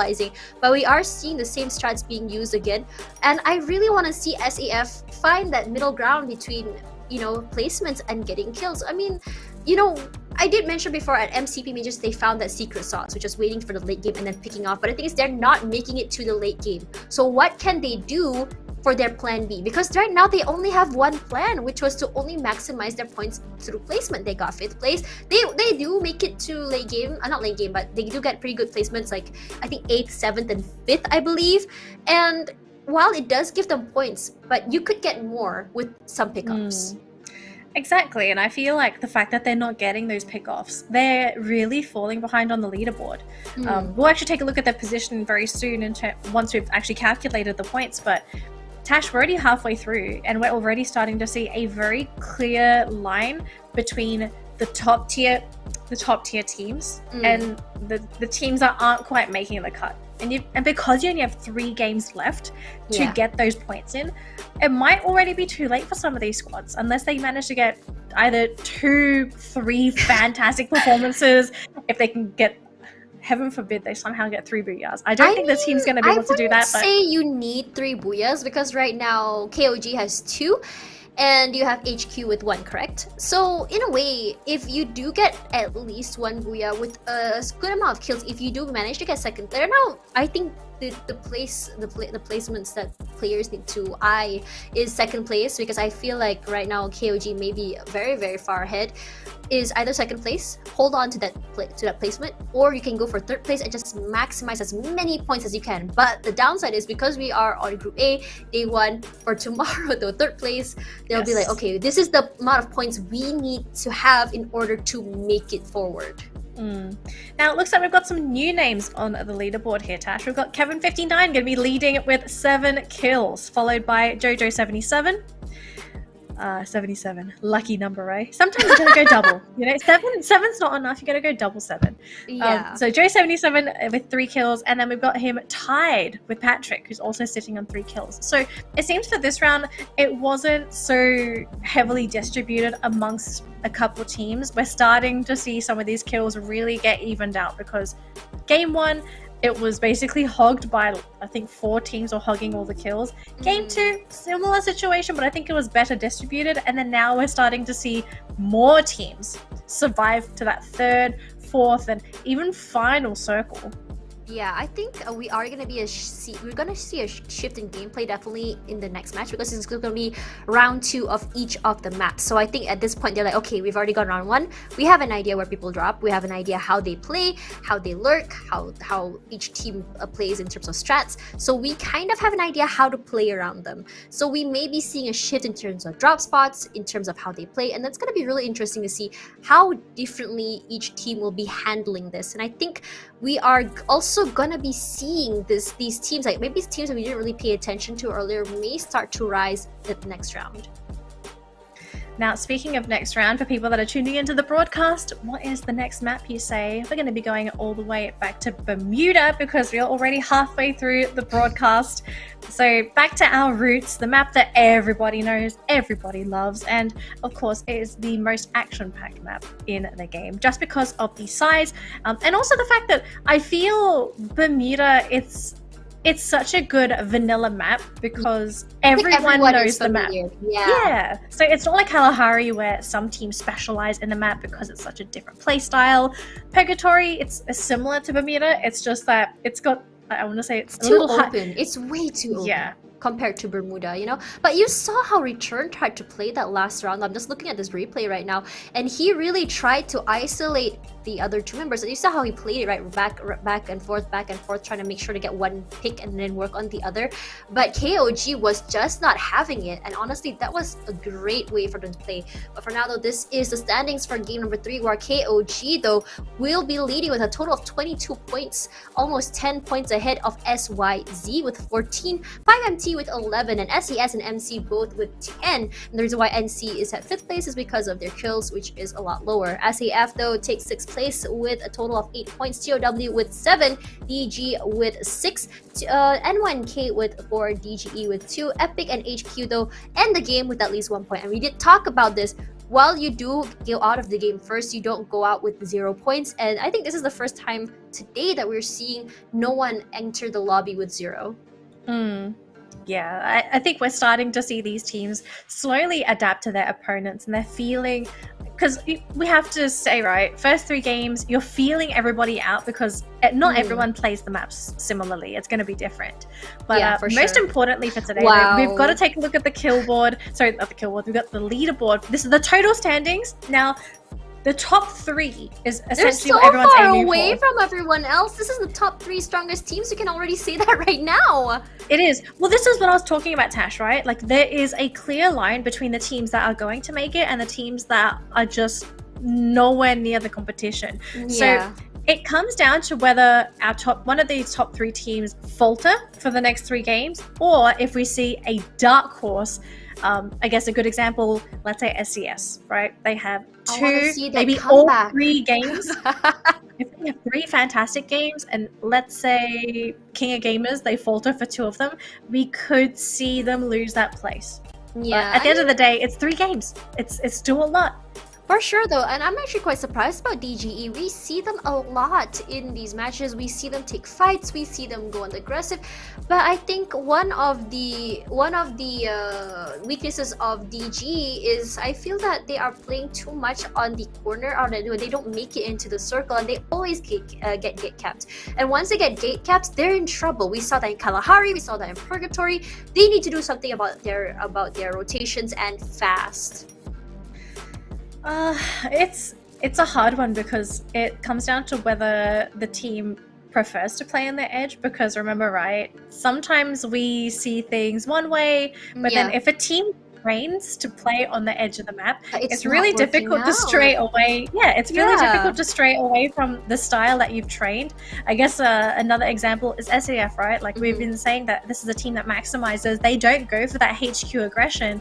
It's not like they're going to be able to just flip a switch and be like, oh, let's just go Yeah. for kills. Like, it just doesn't work like that. Yeah, but So- this comes back to what I was saying, that's what's your plan A, what's your plan B, and what's your plan C. And I think some teams like HQ, like SYZ, they are a team that are very, very equipped for that. They're like, okay, what's our priority? We want to get kills. Okay, what's our second priority, which is placement? So, that's a very, very important thing to think about. But for now, though, let's put that aside, because this is gonna be a match number 4. We're going back to Bermuda, and the flight path though straight through the map from the west all the way to the east to Cape Town. And I think in terms of drop spots and distributions, there shouldn't be an issue about where teams are gonna drop. We're not really gonna see moments where teams are like desperate enough to have to drop into other areas. But though, look at SYZ already taking over the hangar, I believe, and NC, I'm guessing they might be going for the factory unless they are moving toward Mars Electric. We already see HQ already so fast looting, and we all know in terms of HQ, they want to be the first one down, getting as many loot as they can. So let's see if there's a little bit of a change here, Tash. It doesn't look like it because we are still seeing this early game aggression. This time it's going to be GOW to be the aggressors against 5 mutants. And they've got the high ground as well. Evil Star raining hell from the rooftops. And 5 mutants, they don't really have the best position to counter this, as they're trying to get away, but Black Hawk gets shot down. And his team, it looks like they may have just abandoned him. Yeah, they got a knock and immediately they push in, and that is what I like to see, a very proactive thing. And as they are running away, they got shot out from the back by Evil Star, still doing damage. He actually already knocked out 1, and Waleed as well as his other teammate are just running for their lives. They have to heal, but Tuka though, they're like, nah, let's chase them. Let's all the way chase them till the end. Evil Star again, he is just going crazy, and 5 MT out, and it's only been a minute in. Oh, it's going to be so painful for the team. Eliminated right off the bat, they got no kills, and this is also going to be 4 points going in the way of GOW. Now, remember, Tash, on the leaderboard, I believe GOW, they're sitting on about 20-ish points, so this could be the start of a potential comeback for the team, but they have to do this for the next 3 rounds, and this is assuming that they're also going to place high on Bermuda. But things are looking good so far, so we'll have to keep an eye out for them. As for King of Gamers, though... Why are you there alone? Ronaldo Kevin with the damage. Vara playing it real smart on the side of the terrain, but his friend Thanos is there to save him. Kevin takes some damage shot from the back, but he knows his teammate was there to back him off. But KOG Osaka, though, coming from the other side, they really want this area on the top side of the terrain. But SES, I feel like their 2x2 sort of strat maybe working out, because they have the 2 supports playing on their side, but I'm not too sure what weapons they have to do those long range sort of shots. Well, my concern is that the supports are literally not in position to even back them up. They're on the low ground. Fong is in a vehicle. I'm not sure if he's trying to maybe like drive in to save the day, or just drive up next to them, sweep them away in the vehicle, and maybe they can get away from KOG. Looks like, what's the plan? No, they're Oh. engaging. Okay, so they're not going to retreat. They want to engage into KOG. Wow. But I'm a little bit worried still, though, because this is an open hill. If King of Gamers somehow manage to get if they can just run up to SES, that might just be it, because you've got nowhere to hide. Exactly. Another thing I'm worried about is a third party, because you can be shut out down from below. But for now, though, Thanos with the glue walls playing from the side, but it looks like KOG will be rotating together. They don't want to be isolated, and I feel like in a way it's a good thing and a bad thing depending on how they want to play this. But there are no grenades from the side of SES, at least I haven't seen it just yet. And Kevin, though, throwing out the first nade. Bara sees it, will be moving away, does not want to take that damage. And look at how they're just dancing around right now. But Thanos is going to take some damage from KOG Osaka. Osaka does have the high ground, and Thanos only half HP left. And right now, he's going to be chunking out that damage up, down, but he's going to be a shot from... Was that with? Oh, there we go. All right, so Osaka able to survive. Oh no, but we've actually got the knockdown onto one of KOG. Two from KOG are going to be going down, and I think mistakes have been made. Tash, SES, they're actually running all over one of our top 3 teams. King of Gamers only down to 1 player. It's Osaka 77. He does manage to get the knock himself, but that's going to be it. King of Gamers eliminated. Yep, that's right. SES did lose 1 in this, but it's okay because they did get rid of the biggest competitor in the game. It does give them time to actually chase up a little bit more, and the circle does come to the south side of the area. And DGE, though, if you see, they actually dropped at Pochino, and it's actually the blue zone, so they are gonna be, I mean, you safely say that they are very, very looted up. And this time, though, DGE is already inside of the circle fairly early. They are very early into the circle, so maybe maybe they're just thinking like, guys, let's stop playing on the edge. Right? Let's just try and get in. Maybe. For now, though, I think SAS still at hangar, and I believe I can safely say that is their drop spot of choice from what I've seen from the last 2 games. And Bullseye will be where HQ is. HQ, though, usually I see them in the circle quite early, but this time around they're playing on the outside, and I'm wondering what's going on. But from what SES did just now, that 4 points may be very, very precious to them, especially because they do need those points in our chase. We were talking about SES just now, right, Danley? You did point them out, and then suddenly they are here. Danny, are you a prophet, or? No, I think it's the opposite. We'll let the game do the talking. We'll let the teams do the talking, right? Just don't put any hope into me, because anyone I vote for, they just... I'm not going to say anything. SYZ on the screen right now in a vehicle. Okay. Nothing's happening as of yet. Are they aggressively pushing into the side of DGE? But NC There's is 3 teams here. There's 3 teams. But NC, though, wants to play it safe. They want to get out of here. But if you see, there's 2 teams. There are 2 teams inside that vehicle while Waljan is driving. And if that blows up, that's half the team already gone. But Waljan will be trying to drive away as fast as they can. They want to bring that Tokyo Drift out here. They don't want to fight this. But SYZ, I'm not sure if they know that DGE is there, because I'm not sure if they were here for NC or if they do notice that there were 2 teams here, because they are very, very aggressive. I mean, DGE, they haven't revealed themselves, so I don't think they are aware that they are there, right? Like, if you see a team outside of a compound, you think like, oh, this must be the team that was here originally. Yeah, that's right, though. But Nikki does drive inside. Does he see Insane? Not too sure, but Insane does switch his weapons. No shots come out. That Alex being very quiet, though. He will be running to the other side. Nikki already started outside, and they all know that the shots already return, playing from the outside. Ignite, all-time turner already out, runs inside of the building. Alex doing a little bit of damage over there. Oh, looks like things are going to get a little bit spicy here. Tash, SYZ able to get the knockdown onto Ignite, who's now knocked down under the staircase, and his team not in a position to save him at all. There's no cover to work with. We've got another drop this time onto Harsh, onto Insane. This might just be it for DGE. It looks like the team, they're not going to be able to contest SYZ, who are dead set on taking this compound for themselves. Factory renamed to SYZ Incorporate. Yeah, renamed the entire area. They just chased out 2 teams from that area. They weren't even scared. But the thing is, DGE was just too passive that fight. They were not taking the initiative. We did talk about this so many times. Sometimes when you have the area, you have to be aggressive. You have to hold on to area. You have to be able to put in those shots to give them the disadvantage. You already had the compound.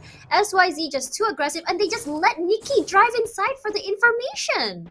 I wonder if Nikki actually did see someone inside inside and he thought, I'm going to try and run them over with the bike. Because we did Oh, see yeah.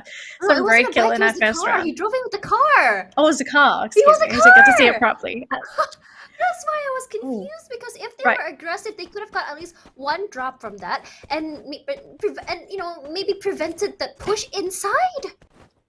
Speaking of push, so we're looking at a different team here. This is DG. This is not DEG. This is DG. This is the other team that starts with D.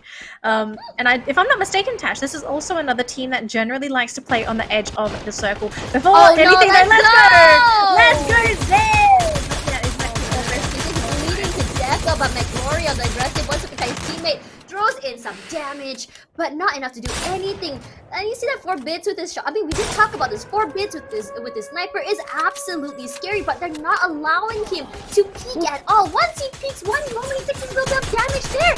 And the thing is, they got let's go. Thank God for that. And they are playing it very, very safe here. They don't want to over peek, because Epic, though, even though they are not as aggressive, there we go. That's why I just said 1 peek from 4 bits, and he's already down. EO is just absolutely insane. And look at that, EO and Ung already pushing forward despite having the low ground. And what really makes it difficult here as well is that McRory is literally pincered between 2 teams, right? He's right between N1K, he's right next to Epic, he can't move, he's on the road, so he's basically stuck, left for stranded, is stranded all on his own. So it's going to be the rest of SAF. It's up to them to actually rescue him, and hopefully McRory being able to get some of those pot shots in from the high ground. Oh no, EO's gone down! EO, he goes out from... Can they keep it up? See there, Epic is gonna push forward now. 4 bits trying to play around the compound, but he has to play further away. For now, though, they're just locked inside of this area. We've seen this happen during MCP majors. McRory coming from the back foot, the flank has the high ground, but he has to remember he's all alone. For now, though, Liam with the aggression. The time turner comes out. He's gonna play a ring around Rosie, and McRory will be knocked down. What is happening? I'm so confused. He had his pan out. Did he panic? Did he have no weapon? Did he have no way to defend himself? I mean, he went out basically for free. They will get the res off, and they will leave Liam for dead as of now. Epic left with 3 members. If they can't rescue Liam, they got to get out of there, and I don't blame them. HQ is coming for you, my friend. That's why HQ wants to play a third party this time. After that round, it'll work out. And I think they will be finishing off Liam. That's 1 point for them. And you see the members of SAF so low right now. I don't think they're able to heal, because I think they don't have enough loot. My son, though, we've seen him in action. He's actually really, really scary. But it looks like they're moving away because they want to get to the compound as fast as possible. They're not going to be finishing off that fight. So I think for now they're just going to retreat. Everyone going to try and position themselves in that new circle. I'm glad for them. Everyone gets a reset. Kind of, I suppose. I don't know about SAF. The team still looks really injured. So unfortunately for them, it's going to be a little bit of a tough one trying to get into that safe zone safely, just because you don't have that buffer in health. For them. We'll find you out. saw where Tyson was? He was trying to. He was going on from the other side. I think they just want to make sure that they don't get flanked from the back. I think they are aware that N1K is from that side. They're like, okay, we've got one pick. Let's reposition and try to finish him off another way, perhaps. But no, I don't think it's gonna happen. They are moving away from the area, and the thing is, no one is shooting at them. No one is trying to pick a fight. Yeah, I think at this point, what they're doing. Something I really like for HQ, right, is that this team is not afraid to use vehicles to get around the map. This is something that we don't see at all in the Malaysian Filipino meta. Like, teams do not like to use vehicles, and it's kind of understandable, right? Like, yes, it's going to provide you a mode of transport. You can move around the map really quickly, but you can also get picked off whilst riding the vehicle. Yeah, the bike is very scary, I believe, because it is so easy to get picked off. The car is a little bit more secure. But look at the area HQ is in. They don't have a compound, but they're just holding on to that terrain, that high area, and it's right beside GOW as well. But N1K, though, it's very interesting how they're separated like that. I think they just want to hold on to a big area for as long as they can to make sure that they can, in case the circle goes a little bit too far or too near, they do have an area to go back to. And as I said before, N1K, I believe right now they are in last place, so they have a lot to lose. Oh, I mean, to be fair, I'd say they probably have nothing to lose, right? Because if they go down here, we've seen moments where nothing to lose teams just go crazy. I love seeing those. We saw that from bloody hits from the Philippines. I want to see that again, you know. But for now, though, we don't have 6 weeks. What is the circle prediction again? They know, Tash. They know all the secrets. Clearly these guys, they know what they're doing. They immediately, when they retreated just now, I saw them retreat, but I was just wondering, like, why? But I guess this is why. I don't think it was also a circle prediction. I think maybe they were hoping that it would also be in this location, and they also wanted to dodge N1K because they had. Wait, but N1K though does get Neo now. They get knocked onto that. You just mentioned that, Danny. Whoops. Okay, that's not something I was expecting. I did say the area was quite open, didn't I? Yeah, it is open. But the thing is, it's going down the hill, right? NYK, they still have the. Look at how many teams are around them, but we are going to see fights from SES against GOW. Tuka so low right now, but his team is right close by. The time turner comes out. The wall comes down. Mr. GOW, Mr. 07 has to move outside, does not want to get pincer between those two players. And right now, in terms of that, SES that only has 3 compared to GOW that has 4. Tuka just now so low, but is able to run away. And look at them repositioning themselves to fight. And SES had moved backwards. They don't want to pick this fight because they know that they are not in terms of numbers. They just don't have it. I don't know. I have a feeling Evil Star's trying to get some vision. Oh, they will throw a couple of potshot grenades in. Yeah, I was wondering if that was actually going to be something that GOW want to do, if they can try and flush out the team with some grenades. So far, none of them are going to be able to connect. Oh! Not quite. I think GOW is hoping for, I mean, SES once is hoping for a receive, and there we go. GOW playing from the side there. More grenades come out, but SES is ready for the grenades. They already have a time turner. They have a whole bunch of walls. Shots come out. Not too sure what's happening over there because Mr. 07 is making sure that they can't run outside. For now, though, HQ Funky does get Wang, but there we go. 2 players already down from GOW, which is Evil Star, but Evil Star has been revived. Ranger, the only one down left. Mr. 07 who has to go through the other side because the whole area has been blocked. For now, though, the circle is pushing in. The team that wins will be the one that will be able to push forward. They're playing it real slow. It's actually up to GOW to make the move here because if they're too slow and they're actually going to try and run in with that circle, they're going to take a whole lot of damage in the process. For SES, they're baiting, they're trying to drag them out. Oh, the wall comes in, they can't push out. They're trying to push it in, but for now they're so lucky to play at the edge of the circle. Evil Star playing from the outside. Some damage coming to but he will be knocked down. Fong though, 07 though does get Fong. Tuka will be trying to come for the back with the double vector. He is all alone right now. Will he be able to get his teammates? But he wouldn't be because Thanos was ready for him. Oh my god, despite only having 3 players, they were able to mow down a team of 4. Oh, but that was not the only fight that's happening on the map right now, Tash. We have N1K actually raining fire onto HQ on the low ground. So it's going to be a fight for that control on the map.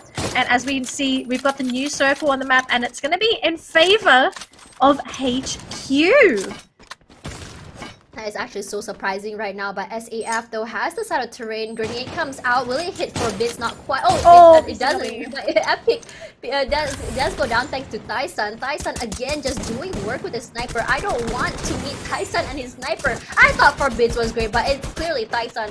It just looks more superior right now. For now, Funky M though does get McRory for bits all alone. The wall comes out. NC has been eliminated. Game Moon bleeding to death as well as McRory. McRory already out. Tyson gets knocked down. Not too sure from which side though. And we did say this again. If you're gonna be in the middle of the circle, you better be prepared to hold on to the area. And HQ though is just taking so much damage. And Artemis is now out of the game. Yeah, he might be out of the game, but they still got the rest of their team. Yep, Epic gonna be eliminated. But guys, N1K still on the high ground, and look what they're doing. They're actually playing this very, very smart. They don't feel. Now, personally, I think this is a good move. They don't feel pressured to waste their resources going into this late game, right? So save your grenades, use them for when you need them. And now, you were just talking about that. Wochan already knocked down Wang Z so low right now. Fatbur has to push forward. I don't think they can save their teammates now. Fatbur is already half HP, but the HQ though looks pretty healthy despite having only 3 members. HQ from the side and 1K. We spoke too soon, but 4th place for them, looking a lot better. But Thanos has been knocked down from SES. Is so unlucky, and that's the end for them, despite such a great game from them. For now though, there's 2 other members of SES waiting on the side there. I think there's only 2 left right now. They are inside of the compound. They may have an advantage here, but Tyson though with the quadra kill. Let's see how this goes. Funky M waiting on the side, but Fong though just does a quick peek, will be moving away, and looks like they're gonna just be waiting on the side. Just wait for HQ to come to them. Oh man, this is going to be a really tough game, but if SES are going to be able to do it, it's going to be one hell of a play. It's 2 versus 3. And Wait, Yonao has a shotgun! He wants to play CQC here! What? That's crazy! did I know? Oh! Did they know that? Oh my god, the circle actually goes toward HQ and the back will be knocked down. Oh lord, that SES will be eliminated. There we go. HQ with the second booyah of the day. HQ and KOG just doing so much work. Tash, I'm not sure if you noticed, but Fung got knocked down by a landmine. It was a well-placed landmine. It knocked him down, and of course, like when you've only got one player left, it's almost in the bag. But HT Esports, considering that they basically just disappeared, I guess, in that last round.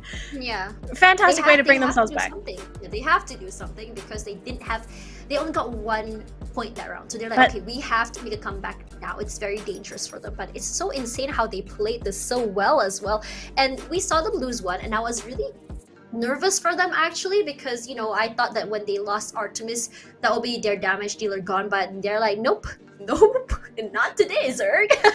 Tash, so the strength for HQ, I feel it's not just one player. Like, it's not just Tyson, it's not just Artemis, it's the entire team. Like, yeah, it doesn't matter who gets knocked down. I think in terms of communication, it's something else for them. It's like they're so in sync. They're like, okay, we want to play aggressive, and everyone is on the same wavelength. Instead of like other teams where we see one player going aggressive, they're not too sure. Are we engaging? Are we not engaging? Are we repositioning? You know, and I think HQ with that confidence as well. You saw how they just moved through so many teams, and no one is engaging on them. Why are these teams letting them? I mean, it's not like you're going into the game and their name is above their head. Exactly, that's right? why I said you don't know which guess. team that is. I mean, when they were riding the bike, right? They were, it was through N1K as well as SAF. If they were to pick off, because there was 2 people on the bike, if they blew up the bike, I think that would have been a great advantage for them. But SAF, when they didn't take that to advantage. They were actually picked off by HQ as well. SAF thought they were being sneaky, they were gonna play for placements, but they get shot from that. They didn't even realize that HQ was there. Oh goodness. Speaking of HQ, key player, Tyson, 5 kills. Okay, remember, I think it was Tyson that was it Tyson or Artemis that got the first key player? It was Artemis. Yes. So this is Tyson, different player, but 5 kills. Same amount of damage. No. Tyson's doing more. Tyson does more damage. Yeah, it was 6 kills to Tyson's 5 kills, and then 1.4k to 1.5k. I mean, Tyson with his sniper is definitely very scary, but the game kill leader though will be taken by Thanos. I mean, Thanos has been performing. We see him just go on the aggressive, and I think at most parts he was a big not only just damage dealer, but also in terms of rotations and making space, he did do really well for his team. But Tyson though will be second, and Fung on 4th, and we did mention Fung as well, like he was the last one down just now. I think just so unlucky though that landmine was just too big brain, I believe. I mean, landmines in situations like that, I feel it's just the best time to use them. When for sure. When you don't have many places to navigate, then just put the landmine on one of the sections. It's going to be able to basically lock that area down for you, and you can focus on protecting the other side. But I mean, this is where we saw King of Gamers just fall. And this was because they wanted to go for their own sneaky pick onto SES, right? Like, this was King of Gamers wanting to encroach onto their territory.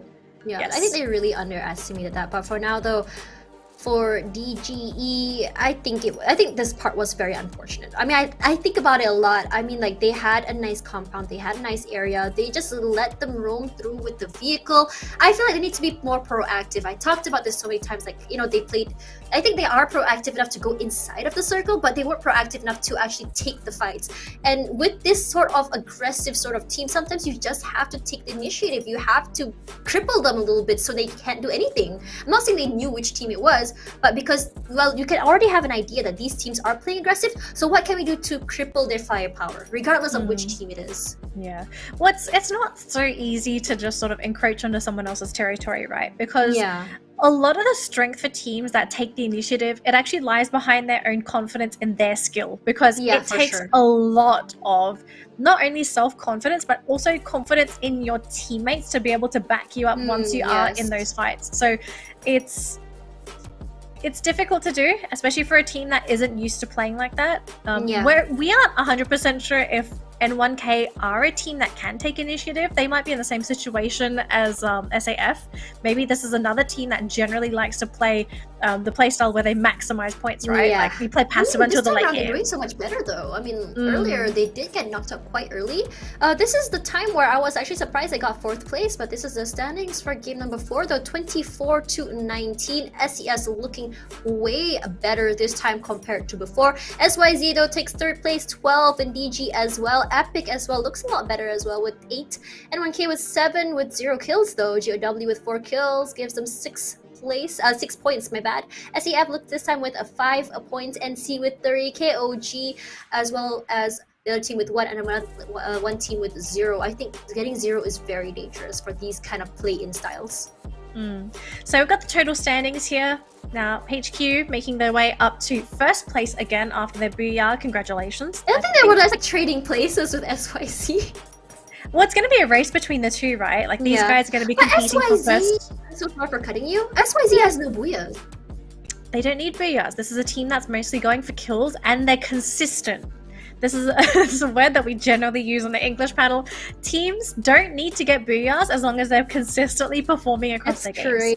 I think in terms of getting placements, you know, I just realized they have been getting top 5 throughout. So, you know, 62 points for them, 69 for HQ, KOG with 44. We're beginning to see that little, you know, that little gap between 2nd place and 3rd place as well. KOG, especially because last round we're seeing like 3 teams doing better, but KOG went out a bit early, so that's the reason for the gap. But I think KOG might be coming out a little bit more stronger in next round. I feel like these type of teams, right? Like we saw that happen to HQ. Next round they just go crazy. Maybe it will be the same for KOG. Maybe. I think for me, there's definitely going to be a race for that 3rd spot now, right? Yeah, for sure. They need to maximize the points, but the most dangerous thing about being in day 1 is that for day 2 players, they're going to be like, okay, we need to get this much points in order to, at 3rd place, in order to make it to the next round. So when they have a benchmark, that's a little bit more crazy, because you are just going to sit there and watch and just pray that they don't come to that amount of points that you have. So the question is, what's going to be the game plan moving forward? Because we're now going into our final 2 games, and it's the first map before the final game. It's Kalahari. It's not a map everyone loves to play. It's a really tough map. It's also a very punishing map. We could see we saw that happen to Shira just now. That was the punishment. Oh man, that was divine punishment. That he was like, it was just like one misstep, one single misstep. It could just be like one little breeze, right? Like just got pushed like. It's like, oh, whoops, sorry. yeah. That's painful. I felt that in my heart. That's why I was screaming, because I felt that. It's happened. I thought he did it on me. purpose. I personally thought he did it on purpose, I and thought that he had that a too. grappling hook on him to be able to like grapple to them all, but then it just didn't happen. I was like, oh, He didn't have a plan B. He was like, I made it this far, now what? I guess I'll die. But for now though, we're gonna be taking a quick break, and after this, Kalahari match number 5. And we'll see you guys in a little while. This November, we are very excited to announce a tournament dedicated solely to the Asia region. Free Fire Asia Championship, featuring professional local teams across Asia. A total of 31 top pro teams from 7 regional leagues will be competing to determine who is the best in Asia. Vietnam, Thailand, and Indonesia will each claim 5 spots in this competition, while India, Pakistan, Chinese Taipei, and the Malaysia, Cambodia, Philippines region each gets 4 slots. Free Fire Asia Championship will be held fully online in Battle Royale mode with 2 phases, Play-ins and the Grand Finals. 7 local champions move directly onto the Grand Finals, and the rest will battle it out during play-ins for the 5 remaining spots. For play-ins, 24 teams will be split into 2 groups, A and B, based on the drawing results. each group will have at least one and a maximum of 2 teams from each regional league. Group A matches will be held on November 20th, and Group B will have their matches on November 21st. Teams will be competing over 6 rounds across 3 maps: Bermuda, Purgatory, and Kalahari. First and second seed from Groups A and B will advance to the final stage. The last slot will be awarded to the third place team from either Group A or Group B, based on which team has accumulated more points in the play-ins. The finals will take place on November 28th, where the 5 teams from Playins will then battle against the 7 local champions for the title of the best Free Fire squad in Asia. 12 finalists will compete together for 7 rounds in 3 available maps, with the last map being randomly picked. Stay tuned to our YouTube channels for the latest news, and we'll see you soon.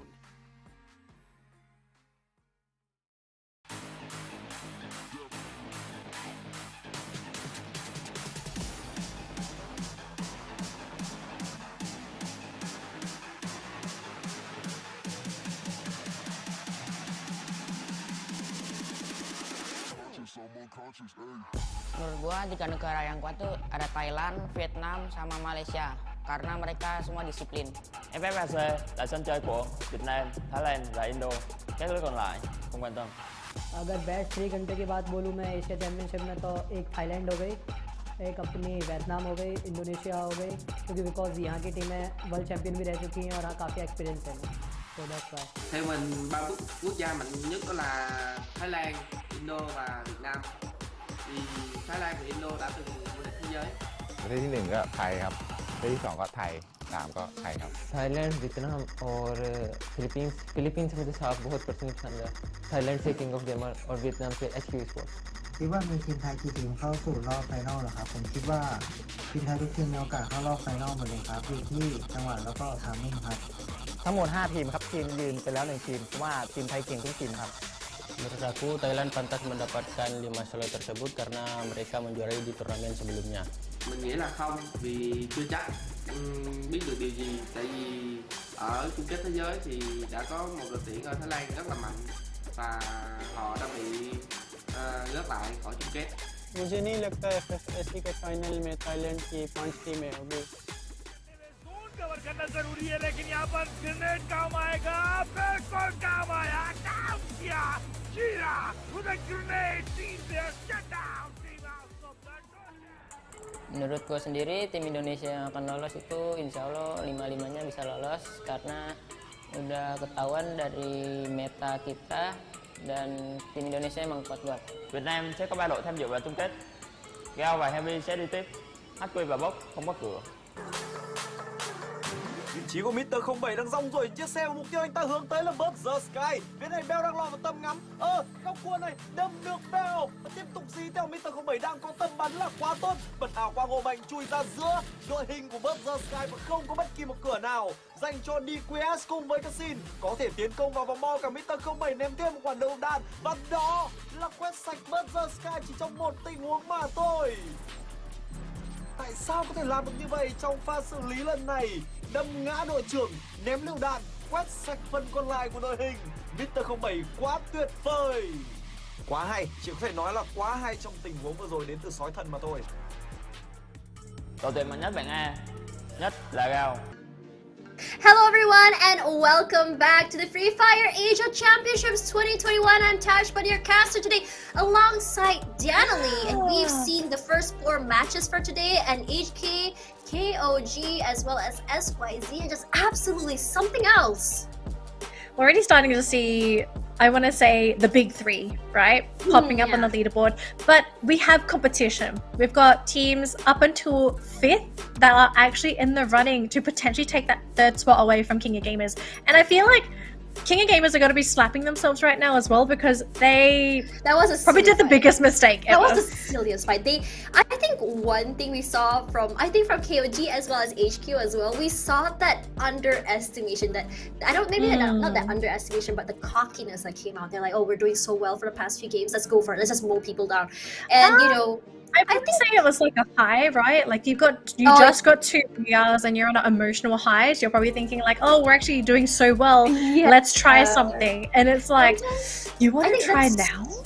That's why, you know, I remember there was this one team, I think it was Blacklist International, I can't remember. They have an emotional coach which kind of keeps their emotions in check. And it's actually so surprising when you think about it. Like these kind of teams that have, we don't really hear teams having emotional coaches. We have nutritionists, dietitians, coaches. Actually, I've never heard of an managers. esports team having a nutritionist. Exactly. So when you have emotional coaches, right, it does keep your emotions in check.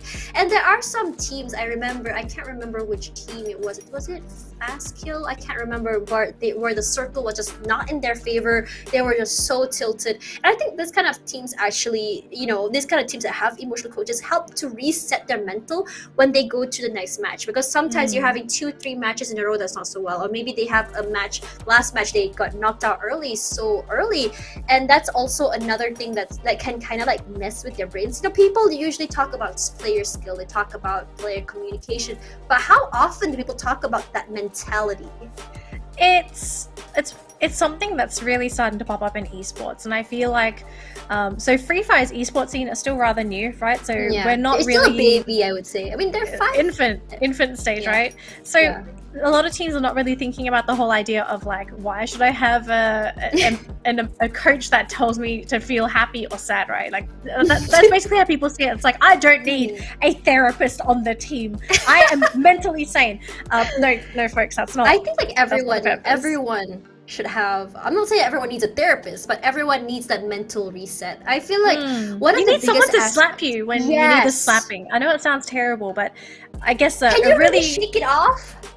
Like it's just one game to shake it off. Like, can you really though? Yeah, so I guess something that the audience might be able to relate to is that, let's say you've had a game and you narrowly missed out on the booyah because you did something silly, and you look back on it and you keep beating yourself up over this very tiny, stupid play that just happened in one game.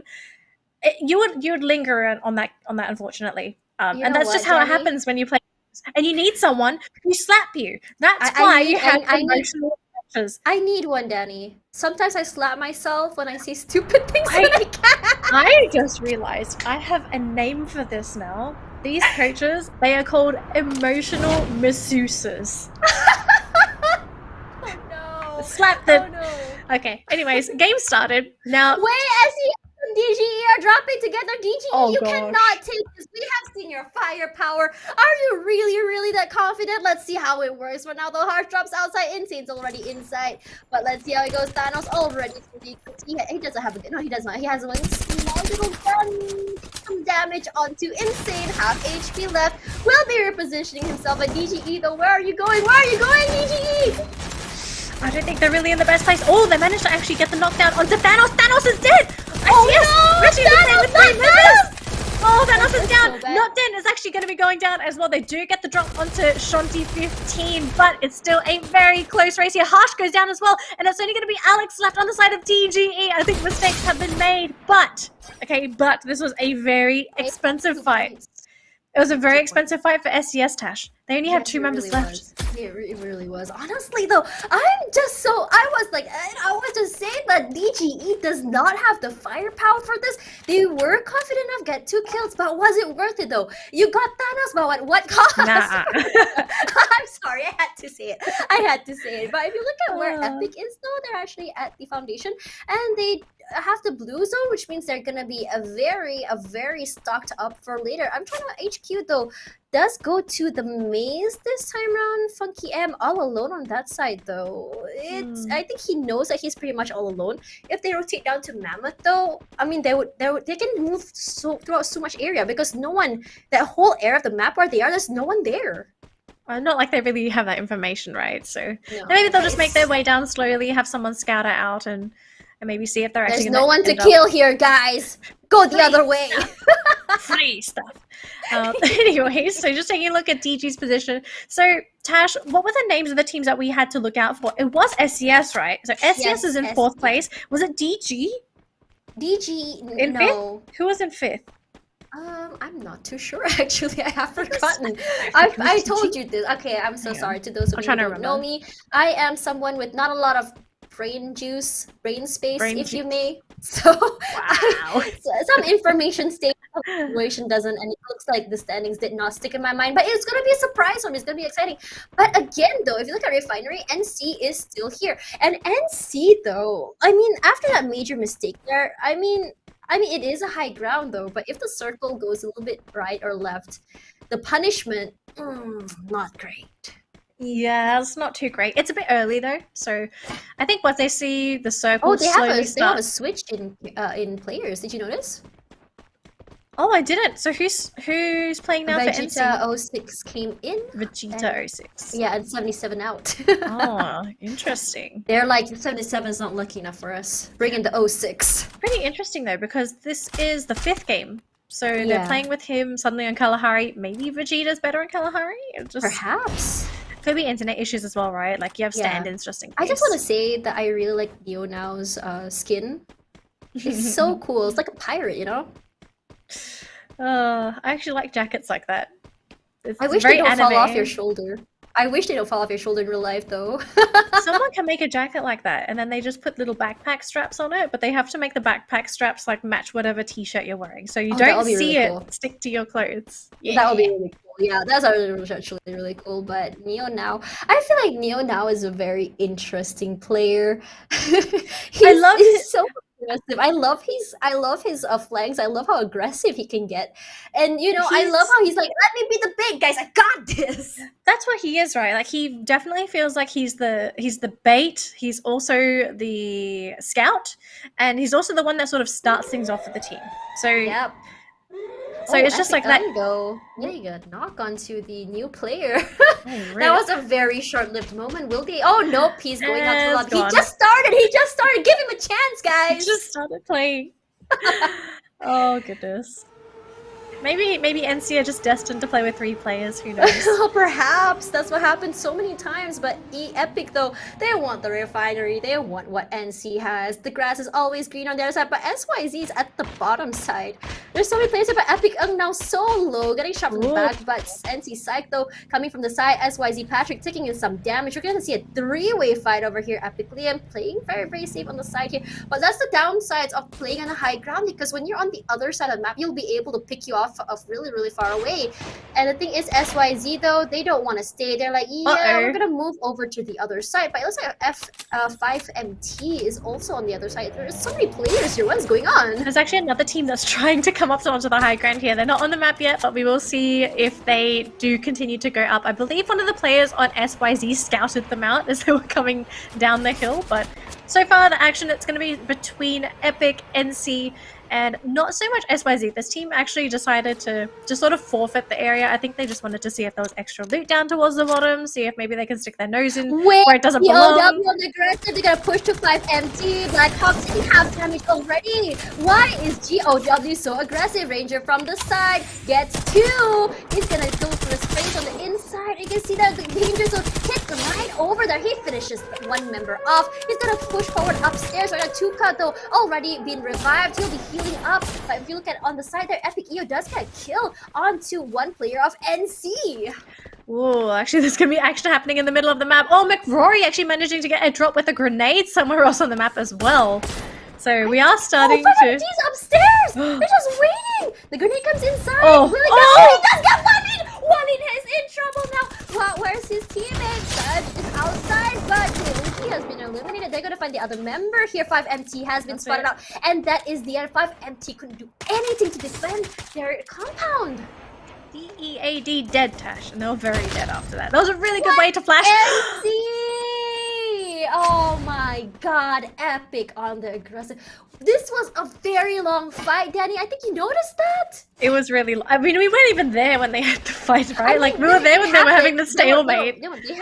They had some damage in. They were shooting each other, but nothing happened. And it was like a stalemate because SYZ came in. And then after that, we went away and they were still fighting. And we came back, they're still fighting. And Epic came out with 4 players still up. And see, the thing is, they dropped there. They were holding that area. But did they not have a plan on how we're going to hold on to that compound? I mean, if you're going to stay on that compound, you've got to have a plan because you don't have an exit strategy, right? You can't just simply drop down to the bottom because you're going to take a lot of fall damage. In some cases, someone's going to be waiting for them, which it was SYZ, right? Like they were sharking around the bottom of the compound. So it was either do or die. And unfortunately, Yeah. it's just going to be it for NC. The team has been eliminated. Now we are going to put our eyes back onto HQ. This is currently our leading team on the leaderboard. No action so far. The team has been exclusively looting, and they even decided to go to the very bottom left-hand corner of the map onto the mammoth. So it's a bit of a quiet game for I HQ. did? Oh, what? I called that out and they went there. Yeah. I'm scared. Am I the prophet? Could be the jinx as well, right? That would be hilarious, but they're actually tanking the zone right now. I wonder why they decided to do that. Wait, sorry, what? They're tanking the zone, aren't they? Yeah, they are. They're outside. So the first couple zones are really not an issue. You can easily just outrun it. It's mostly the third zone where teams really want to avoid staying in the zone. hurts. Yeah, third zone's when it really starts to hurt. And then from there on, it's like, don't play in the zone. Get out. Oh yeah, for sure though. This is SAF. They have 4 kills already. They're pretty happy. But SEF, they have this area, but it's a big area with only 2 players. How are they going to hold on to it? But it doesn't look like SAF wants to push up that way. They want to rotate another area. But N1K is on the other side. Yeah, it's very interesting to see again. SAF, they're really playing it slowly. They're trying to maximize their points. They are just not eager to go for any of these skirmishes. I mean, as someone that's been watching, you included as well, but both of us, because we've been following the Malaysia-Philippines league, it's just very bizarre for us to not really see SAF do much in these matches. Yeah, right? usually it's them on the screen all the time. Seeing the spotlight onto these new teams is just really eye-opening for me because it shows a different sort of playstyle from a lot of teams. And the skill gap, right? Because Yes, you can absolutely. see the very absolutely. distinct top-tier teams, and then you have just sort of the average Joes, unfortunately. I wouldn't say that firepower is team game, but Forbits though gets 1 kill onto N1K. Forbits, as I said before, Forbits and his sniper, very, very scary, and I'm glad we finally got to see it this time around. And they are actually inside of the danger zone, but will be moving away. And you mentioned this earlier, a lot of the Malaysian Philippines teams, they don't want to play in the danger zone, they don't want to take unnecessary damage. And in a way, it's kind of a smart thing because they don't want to take too much damage. But Wo-chan just hiding there, they're like, yeah, I'm gonna just keep quiet over here. I don't want to. I don't want no trouble, you know. Yeah, he's just sitting tight, just got his diaper strapped on. You know, he's ready for anything. He's ready to change pants for sure. Yeah, just every time you hear somebody, you're just like, oh god. But look at Epic Ung though with the snipe onto Return, and it's just so unlucky because Return will be returning to the lobby, and Return was, I think, definitely one of the hard hitters for the team. Is not going to be good for them losing him. Yeah, I do think this is going to be a really big impact on the team because you've lost, as you said, right? Like we've said this. He's been constantly on the leaderboard in terms of most impactful player in the game. So to lose him, it makes you wonder: is SYZ going to be able to finish this map out? Are they actually going to drop early because they can't finish these kills? Yeah. I don't think it's all on Return. I do think their team in general, they're all skilled players. Their strategy, when they execute strategies. Wait, hold on. What is happening over here? GOW again with the aggression. They are going against SAF right over here. GOW also, Low Ranger will be the first one knocked down. McRory with the shotgun. So aggressive. They are ready for this PQC. But McRory, though, look how much damage he put in with the shotgun. SAF just pushing forward. Mr. 07 just trying to do something. Already triple from McRory. Mr. 07 all alone trying to juke it out. 1-2 by GOW. Does go down, but you see how much damage he did before he went down. Yeah, and he actually decided to just be like, I'm gonna use all my glue walls. Maybe I can try and get a kill before I go down. Yeah, he was very some close. damage. Yeah, I think in situations like that, right, it's some teams don't really know when they're going to go down, and they don't fully utilize their inventory. So using those glue walls, using those grenades, because they think maybe I could survive, but sometimes that maybe it's just so slim where it's probably better off to just use everything. If you survive, yay. if you don't survive, hopefully you manage to get a knock or at least a pick off before you go down, It's right? basically a great mentality. It's like, I never give up. Even though I'm the last man alive, I will never give up. But it does show a different side from SAF, though. I was just talking about firepower from SAF, and this is what I wanted to see. That aggression from their side, that, you know, they're not too passive. But SAF, though, hunkering down in one area like that, not great, because one grenade will knock them out of the game. We've seen that happen before to them in the MCP majors, so maybe they should kind of spread out a bit. I'm just worried for them. By this point, though, you can see Feng there fighting against the last member of N1K on that side there, but SEF, I think they heard the gunshots and they want to go to that side. All right, Tash, so we're getting really close to our final circles. We're getting a lot of action towards that bottom left corner of the map, but I think a team to watch out for, it's going to be DG. And the question as well, where's the circle going to be after this, right? Yeah. Because it's already going to be very tight. tight. Low ground. I have a feeling it could be high ground, but we'll find out in just a moment as the teams, they're going to have to try to desperately make their way into the circle. No, yeah, but damage! Oh, it takes a little bit there, but we'll be able to move back. I'm just so glad that it didn't knock him out of the game, but Tai Sando does have the care package right over here. It gives him a little bit of an edge. He tries to snipe out the members from Epic, but doesn't quite hit. But the grenade from Neo now, though, does knock one out. Epic in trouble. Epic PCW already out of the game. Artemis kind of low, has to heal up, but Neo now! Neo now! Oh my god! Neo now! You're just making it rain! You're just making it rain so bad!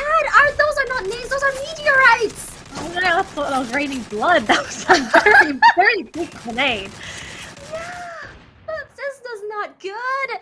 Oh man, but for now though, EO all alone. But look at SYZ, they're playing on the high ground. They are putting all their eggs into one basket. But for now though, you can see that SAF Daemon gets knocked down. DG from that side. You can see there are more shots coming from the Forbits playing in the back. Honestly, really good for him because he wants to be able to play support and just clean up if he can. But HQ, the Forbits though does get a knock onto Artemis. Forbits though will be knocked back in return. Let's Go will be returning the fire onto that side. HQ will have to reposition. Look at the circle. Okay, so it's literally on the edge of the cliff. Oh man, it's like, it's okay. I mean, I just want to say something. You know, like indecisiveness from your significant other. This is it. Where do you want to eat? On the cliff. But the thing is, though, okay, so this is going to be a very tight squeeze for SYZ. Like, the team hardly has any room to work with. But okay, but here's the thing. This could be a double. This could be a double-edged sword. Okay, the reason being is that if they don't get all the pickoffs now and that zone creeps towards the low ground, the team is forced to go cliff diving. And there's no way they survive. But for now, though, you can see aggression coming from the side of HQ. They want SAF out of the way. Daemon takes a little bit of damage from the circle, but that's okay. They're going to be playing at the side of the fence there. But Ikam all alone from that side. And I think they're very, very aware. Ikam already taking a lot of damage of that. Nikki, the woo! Extreme driving. They make it down alive.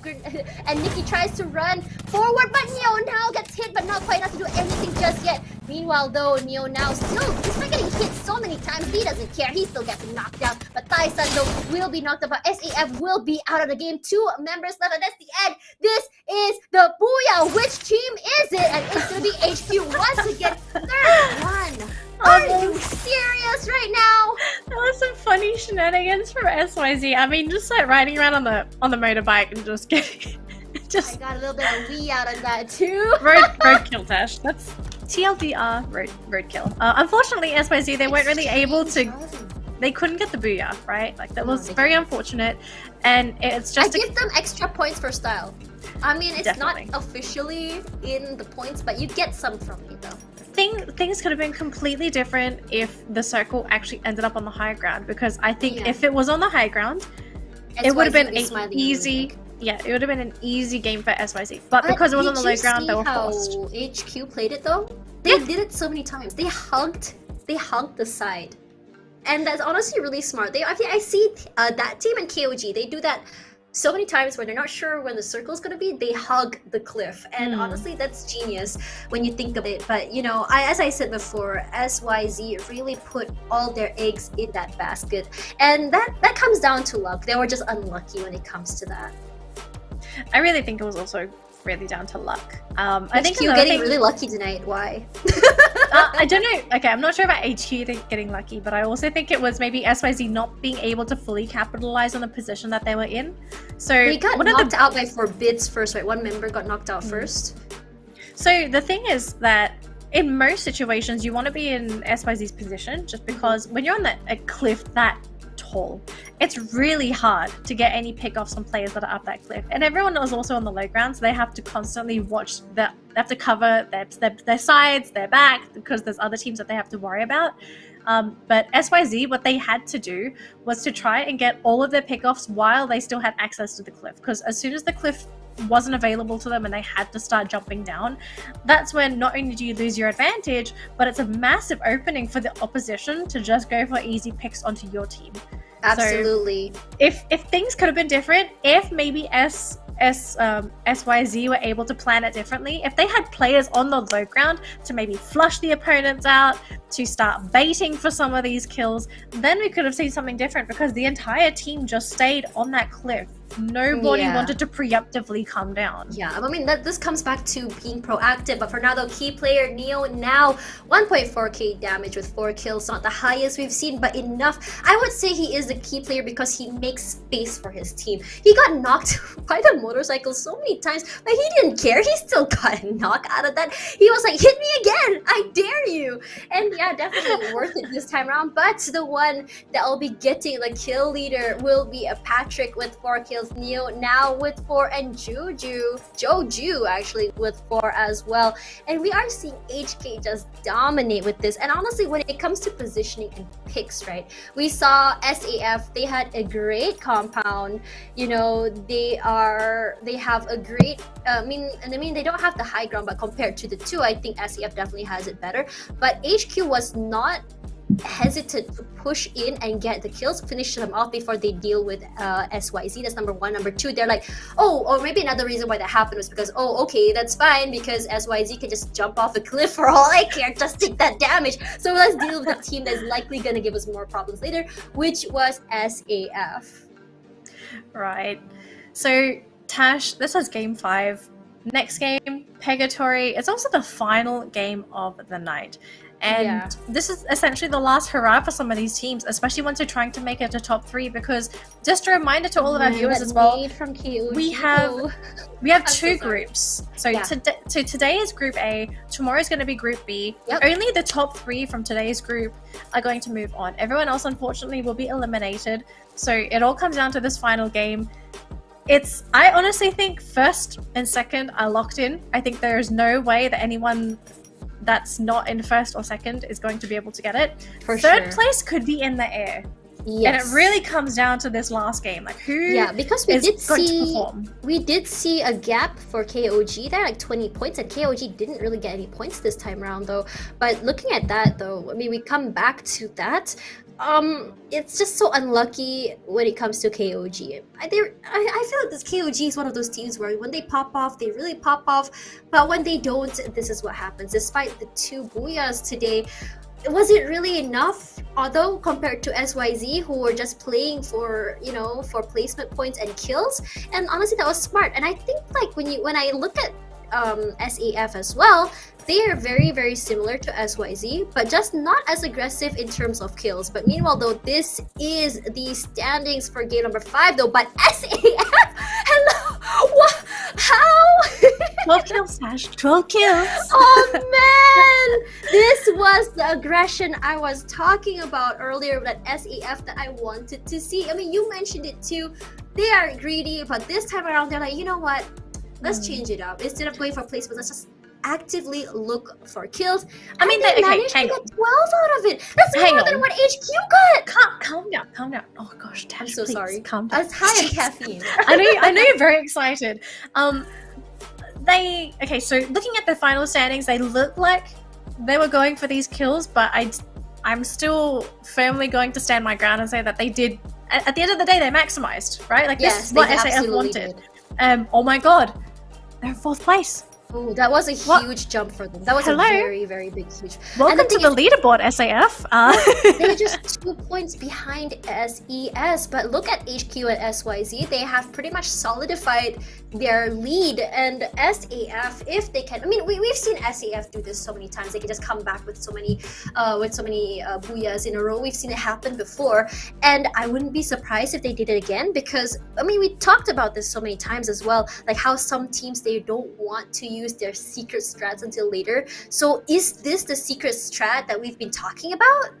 I mean, this, it had to have been, right? I mean, this was game 5. You've only got one more game that is going to be happening after this. Yeah. So it could be a case of the secret strat, or I'm gonna fairly say SAF are pretty happy. I think. Okay, sorry, I'm so sorry. This is so cheesy, but you've played those JRPGs, or they're like, my friends are my power. Could this be that final, that last minute buff when you think that all hope is gone and suddenly a ray of light comes down and just get this secret power? What if that's what's going on for SAF? Like, here's the issue though. Like, this is not even the final boss, right? Like, this is the first mini boss. Oh yeah, like, yeah, the for first sure. mini boss of the series, and then it's like, okay, if you use the power of friendship now, what do you have left? Are you waiting for plot armor to happen all of a sudden? That's the power of the parents, maybe.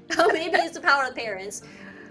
Alright. Mom buff, remembering what your mom said. Well, she made, like, you know, in Ratatouille, he had a bite of the ratatouille. He's like, remembering his childhood, and he turned nice. The thing is, contextual. In terms of context, like, that works in a movie based on food, but we're looking at Free Fire Dash. Like, how are you gonna think of your parents? Oh my god. My mom said that I wouldn't get anywhere in video games, but look at me now, Mom. Look at me now. Look at me. I shoot pixel guns. I guess it's better than real guns, to be honest. Yeah, for sure, absolutely. For now, though, let's talk a little bit about what we can expect in the last one. It's gonna be purgatory. Lots. Yeah, it's gonna be purgatory. The thing is, HQ is just so far ahead. 86 points compared to 70 plus from SYZ. SYZ doesn't have a booyah. We know this because of the point system. It does allow them to move forward. So this is a very different system from the battle royales we've seen out there in terms of format. And it does give those teams priority, or at least a choice or wriggle room in terms of when they don't get a booyah. But this is the last match of the night. The flight path will be from the east to west. So yeah, east to west. And I think in terms of distribution, if you're gonna go to Moat House or or Moat House is gonna be the problem, but the rest of the places I don't think it's gonna be an issue. But I didn't see any teams at Moat House before, anyways. Oh, okay, Tash. So we've got a couple of teams landing right on top of each other. As you can see already, we've got DG landing in with. Is that D? I can't see. It's red. I can't see red for some reason. Oh my god, SYZ is right beside Epic, but they are in different areas. But I'm just wondering. But SYZ, though, they can be aggressive if they want to. But if you look at how they play, though, they tend to wait for other teams to get to them first. But look at where each teams have gone. DG is going toward the Forge. That's the area they have. DGE will be right beside SAF. And the thing is, we've seen this happen so many. Why does DGE like to drop beside other teams? Is this the team that, like, nothing to lose, just want to bother people at this point? Is this it? It's the strat, Tash. That's the strat. Speaking of strat. Alright, so a couple teams need to keep our eye on. Oh, Danny, I just realized something. That's why they got together, SYZ and Epic. It's the blue zone. It's the blue area. Okay, well, we're currently shooting at each other. Oh, SAF already on the aggressive against DGE, and you can see that actually this may just go on the side of SAF. They are pushing in. DGE in trouble right now. They're hiding behind of the area right now, and 4-Bits is just playing it real safe. But SYZ, though, already getting a kill of their own. 4-Bits playing it real safe. They already have weapons. McRory coming from the side. He managed to. McRory being McRory, he loves the flank. Gets one, and another one already down. DGE is in trouble. I think that might just be it for DGE's run, to be honest. I know Harsh is the only one left alive, but I think he's able to get out of there. So I got one. Wait, Harsh does. Wait, what? Nearly game move. Oh my god! He got 4-Bits too. Are you serious? They don't get the serious? They don't get the kill. He didn't get the kills. That's really annoying though. That's unfortunate. All right, so very quickly, 2 teams you're going to look out for. So top 2 positions you have to watch out for, of course, HQ, SYZ. Now the next teams we need to look out for, we've got 4, okay? So competing for 3rd place, it's SES, SAF, King of Gamers, and DG. Okay, these are the 4 teams that are in the running to potentially make it to the next stage. Yeah, so for sure. we gotta keep an eye on them. Aggressive against NC? They're waiting. Is that Mountville? Do they know? She knows. It's HQ. It's HQ. Okay? Oh, she knows. You gotta trust them. Oh yeah, she knows. No they know. They know now. They can hear the footsteps. Artem is still waiting. Shira taking a lot of damage over there. Not quite jumping in. He takes a little bit of damage. Funky Emma already knocked down though. But we have to wait a little bit more. We have a little bit of technical damage, and we'll be back here with our faces. I'm sorry, you have to look at mine. We lost our feed, unfortunately. We'll be going back to the feed in just a moment. So I am actually frustrated. I really want to know what happened in that fight because one member of HQ did get knocked down. This is a horrible cliffhanger, Danny. Tash, where are you gonna put your marbles? I think I'm putting my marbles on HQ. HQ, yeah. HQ? Okay. Yeah. We'll find out in just a moment if wins, HQ I will survives. yell. Okay, we're gonna go back into the game. Let's see what happens. Well, we can't see it because right now we're seeing 5MT right next to GOW. But GOW being really passive, but 5MT will be the one to take initiative to push forward. But Ranger, though, is already in the back. He is throwing some shots forward, putting in the damage so that they're not able to push forward into the area. And now 5MT just sandwiched inside of the house. They're gonna push forward. They didn't see. He tried to go from the back, but Walid in trouble. Evil Star gonna reposition himself. 2 blue walls already out. Will be going inside the compound, and Ranger still over there. Players spinning around. Let's go here. What's happening? They're just jumping. Oh, there we go. He had a nade in his hand. He got so lucky, but Tuka, what were you thinking having a nade in your hand like that? I think he was trying to cook up the grenade, but it was just a little bit too slow. Evil Star, they're gonna try and make it back for his team. He gets the cut down onto Blackhawk. Oh, I don't know if he's gonna be able to do it though. We've still got 2 people alive. Now it's gonna be down to 1. It's only Ranger.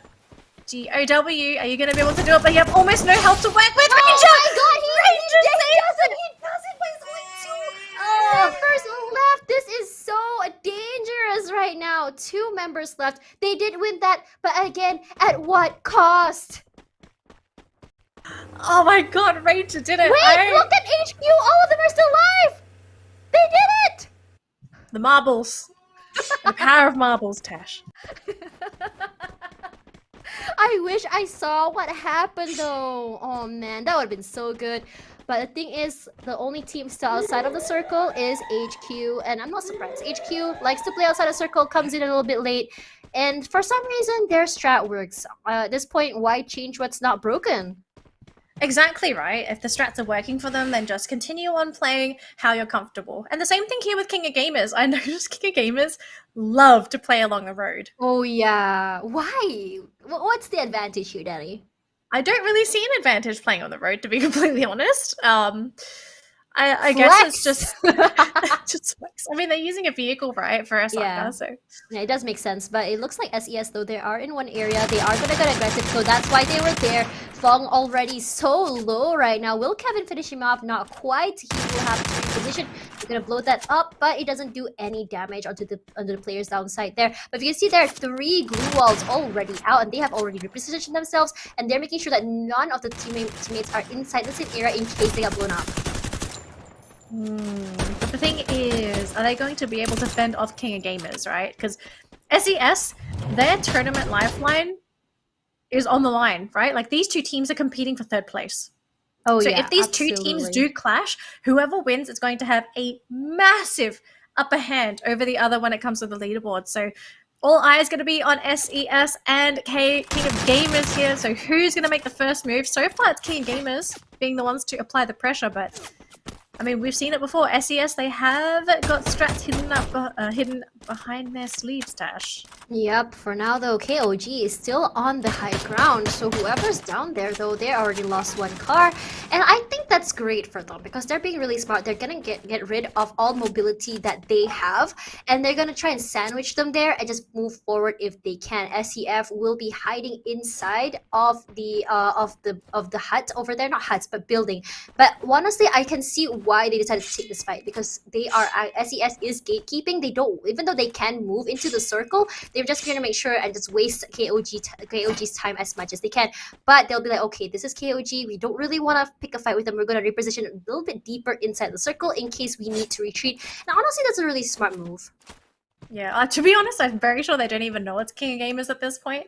But I wonder if things would have changed if they knew it's King of Gamers, because they're essentially rivals at this point, right? Since you're both eyeing that third place. But for now, as the two are able to disengage, we're going to be following SYZ and their posse of vehicles. I'm not really sure how to describe this. It's like a biker gang, right? Like these guys just literally owning the map. They look at how much area they can cover, and no one is shooting at them. And the lack of shooting toward vehicles is actually so surprising to me because like they're on bikes, it's so much easier. But there you go, the shots are out. But Nikki though barely takes any damage from that. He just was just whizzing around. And as I said before, you're just allowing them to take all that to allow them to move. And Fernando Patrick will be getting one return against Brian from the other side. And SYZ, look at that. DG just allows SYZ to move wherever they want, and because of that mobility, this is just paying off so badly. But return has been knocked down, but he will be avenged, and he'll be able to revive no problem thanks to his teammate Fernando. DG Make JV is the last one up. He's gonna be playing around. Triple kill for Patrick, and that's the end from DG. And as I said before, sometimes you really have to punish those on the motorbike, and we didn't see that till too late. I think SYZ have had so many games where they just like run over people with the motorbikes. Yeah. Until this point. How is that unpunished? I don't get it. I do think it's very bizarre to see that you see these vehicles coming and you don't apply a lot of pressure onto the vehicles, right? Because it's a motorbike compared to a car, any of the four-wheelers. It's got such low health, so you would assume that you'd want to get rid of it. Yeah, very so passive. I wonder if they're just going to sort of be let. Who knows? I'm not sure. Oh, look at that flex. Beautiful vehicle. Yeah, they're not even scared. They're just pointing like, let's just everyone ride the same car. We're not gonna get shot at. And this comes back to what I was saying. I'm very sure if they needed to, you could just strap someone to the roof and they'd be fine. They didn't even need a seatbelt, right? Yeah. Why? I'm just surprised at why are they not being punished for this? It's very passive gameplay for some teams. We see DGE, they try to take initiative, but it's the wrong time, which is so early. But for now though, one member getting knocked down. KOG wants to finish him off. Osaka only half HP, less than half HP exactly. And they gotta play this fight really sweet. But for now, Wang Zido finishes off one member. Kevin will be the first out to the lobby. 3 members left. I can't believe N1K actually finishes one off. He gets another knock. What? Mr. Watson. Oh, what's happening? What? N1K? Where was this earlier? Did they just mow down KOG? This gives SAF that room they want to move SAF and S. Place. So it's basically down to SAF and SES, right? So these are the 2 teams that are going to be remaining. Oh my gosh! I was so speechless. I had the words that was bizarre coming out of my mouth. Oh man, but for now this is SYZ again in the danger zone. They love the danger zone and they are using the advantage because they are like, okay, thank you for finishing off KOG, and now we will finish you off as well. The return though will be having a 1v1 with Wo-chan at the back. Look at how many walls are out, and return does take a little bit of damage, but Ranger though, he's gonna move forward. He's gonna be taking a 1v2. Fatbird takes a little bit of damage there. His teammate was with him. I didn't see that right now, but I can see they're trying to run over another player. I can see that triple kill from Wo-chan. What? SYZ? SYZ? Oh, they're under heavy fire here. And 1K does finish off, but they lose out on return. Wo-chan does so much damage. Here. He didn't pick off 2 with that nade. Wo-chan's nades just now was absolutely terrifying. Oh man, so what's the plan here though? Is it going to be SYZ to apply pressure onto GOW They are. They now? already Oh, are. Look at Tuka. Tuka already knocked Go down, on. and Tuka will be finished off by 4 bits though from the other side. SEF like, yeah, that's the third party we've been waiting for, and they are already rotating from the back. Oh gosh, SYZ are on fire, and they could be looking to actually take that first place away from HQ, right? Because SYZ, these guys are so bloodthirsty and they're so good at taking these kills. And we're not even close to the final circle yet. They're on 10 kills, Tash. 10! Look at Ranger, he's just inside layers upon SAF! layers, but SAF will be coming through. Rangers, just his buying time actually might just save him, but Patrick though falls down. Smart, because he doesn't want to give that point to SAF. McCrory though coming from the side, they want to finish him off, but you can see there, Nikki will be coming for Patrick. As Sming though is in trouble, will be finished off, but Ranger is inside that little present there. I'm not sure if Let's Go is aware that Ranger is in there. Oh, maybe they do. They're breaking it off. They find him. Oh, he's in trouble so much right now. And that's the end of GOW taking 5th place. And Tash, SAF, they're sitting on 7 kills right now. We actually have to take a look and see what are the kill points for SES, because if SES have no at the bottom, kills... they are actually taking down SYZ. Nikki in trouble. They are sandwiched between SAF as well as HQ right now. SAF can't move down because HQ is downside, but they do want to finish off SYZ. They can. It's only 2 members of SYZ right now, but right now they're trying to finish off HQ down there. Wherever they can, they're just breaking the walls if they can right now. SYZ though does climb back up. How are they able to do that? Let's Go though all alone on that side. McCrory will be the first one knocked down. Let's Go has to come and save his teammates right now. HQ gonna push up. They want to be the third party right now. SYZ solo Dane with McCrory already knocked down. 4 bits, the only one on that side will be able to get Let's Go down. Oh man! And look at HQ. HQ are coming in for the third party this time. Oh my god, SAF, I am so sorry for you, Neo. Now again, the kill leader, the Let's Go all alone though will be dropping down.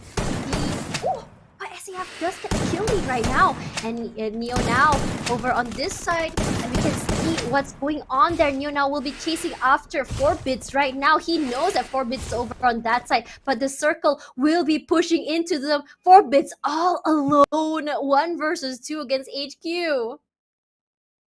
Oh, Tash, this is 4 bits. He's taking damage.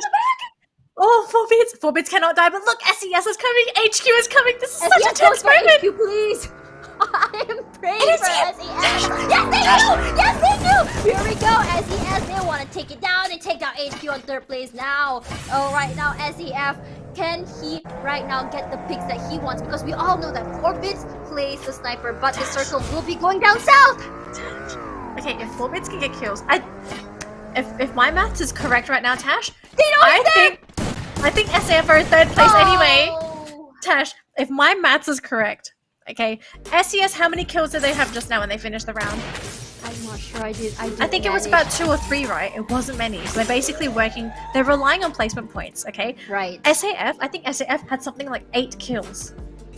Yes, So- they finished off with 8 or 9, I believe. So if we do the maths, does that mean SAF would have taken over SES? Because SES were only 2 points away in 3rd place. Alright, we'll have to wait and see. But for now though, this is the booyah from SES. Their first one of the day, taking it away from KOG, SAF, HQ as well. Absolutely insane.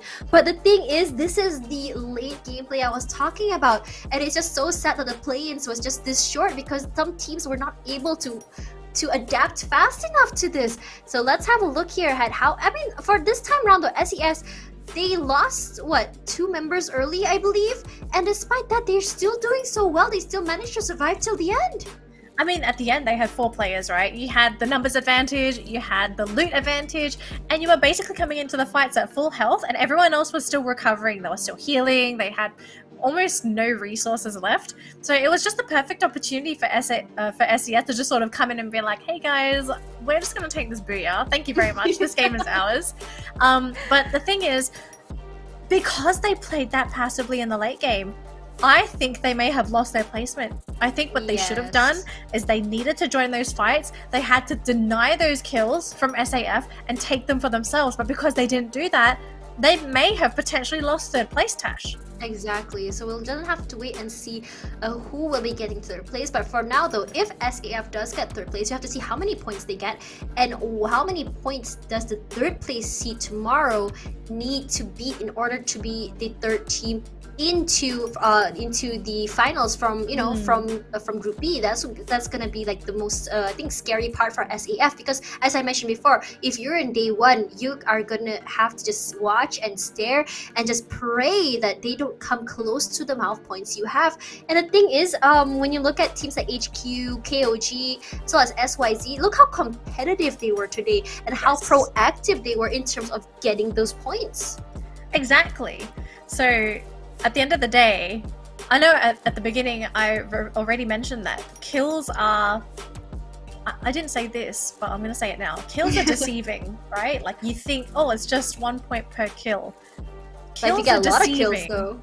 Yeah, if you go off, those kills are going to determine whether or not you're going to make it forward, because there's a limited number of placement points that you can get, and you can't guarantee placement points. Same thing can be said with kill points, but when it comes down to everything, kill points are probably more important than placement points. So I still think you need to find a balance. I still think you do. But Joju though will be the key player for the game, and this is the game kill leaders right now.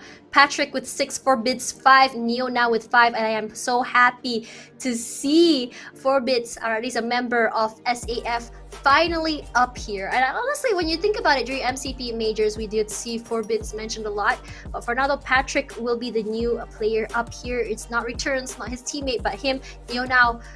I believe this is not his first time in the game kill leaderboards. Nah, he's been up here before. Yeah. Neo is insane. Every time I see him already away from his teammates, sometimes I get a little bit nervous, but I know that he's very what's the word? He's very confident in his abilities, and we love to see that. And the thing is, HQ, I'm not too sure how they lost their third member, but they were still able. The thing is, with Team HQ, right, I feel like even if they have 2 players, they will still be able to at least get a lot of kills or even high placements, because just the way how they play. Exactly. At GOW though, when you talk about GOW, right, they are definitely a team that we see a lot in fights, but they never quite make it till the end. And the thing is, are they too aggressive that they just overestimate their abilities? Technically, yes. So I'm just looking at the total standings from last round, right? So something that makes GOW sort of stand out towards the bottom of the leaderboard is that, so they're in 9th place. They have 14 kills overall today, but they're under NC, who only have 6, and they're also under Epic, who only have 13. So it seems that for GOW, in their case, their aggression is not only detrimental to them. It's not just detrimental, it's like the key aspect to GOW too, right? It's like if they're not aggressive, they don't do well, but it's they do play aggressive, and sometimes it just comes back to bite them in the butt.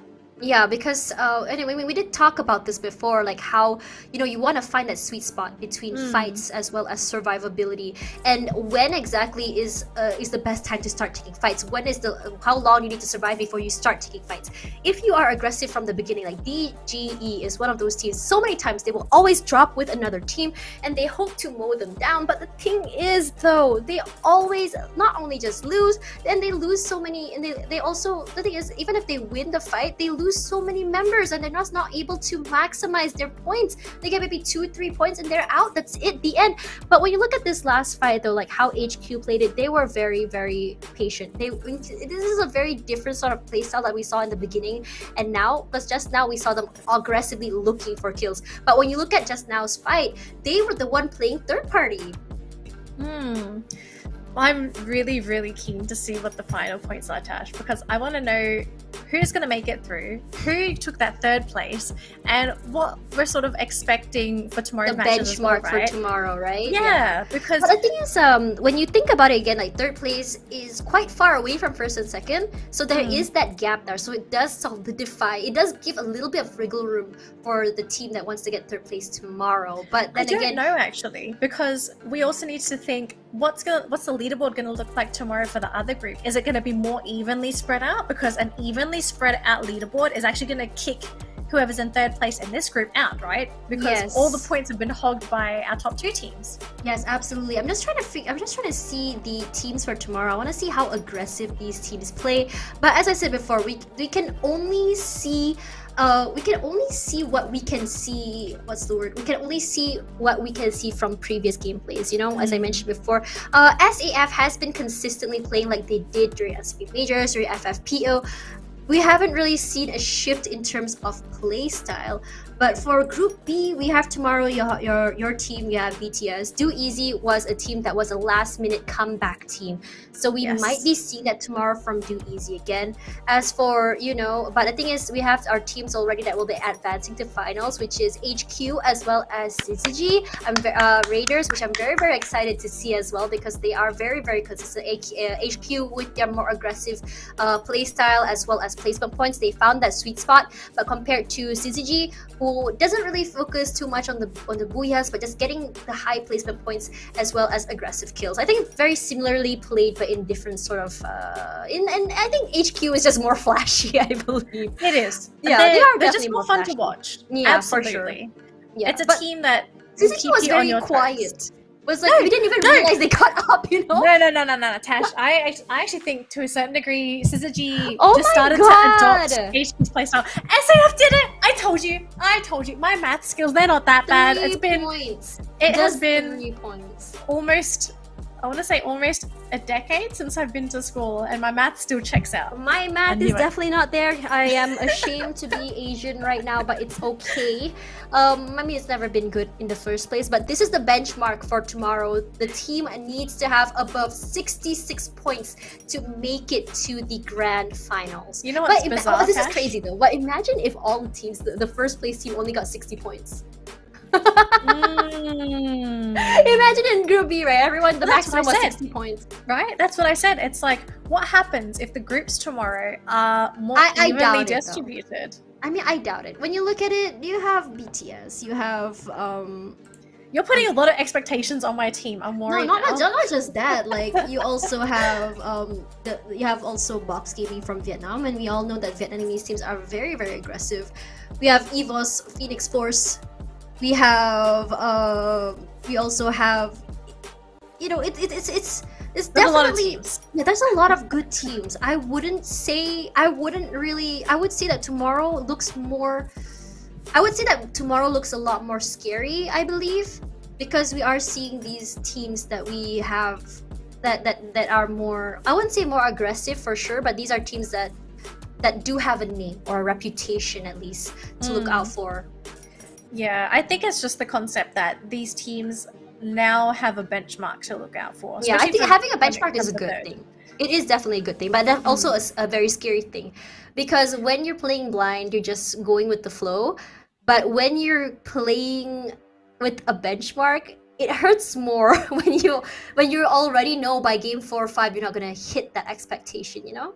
I'm just wondering, right, like, is it a disadvantage to play first then because you are setting the benchmark, so you sort of don't know what you're aiming for? Like, you don't know what numbers you're supposed to be targeting. So it's like, at least tomorrow, the teams that are sitting in 3rd, 4th, 5th, like, they know, okay, I need more kill points, I need more placement points, I need more they know what to look out for. Absolutely.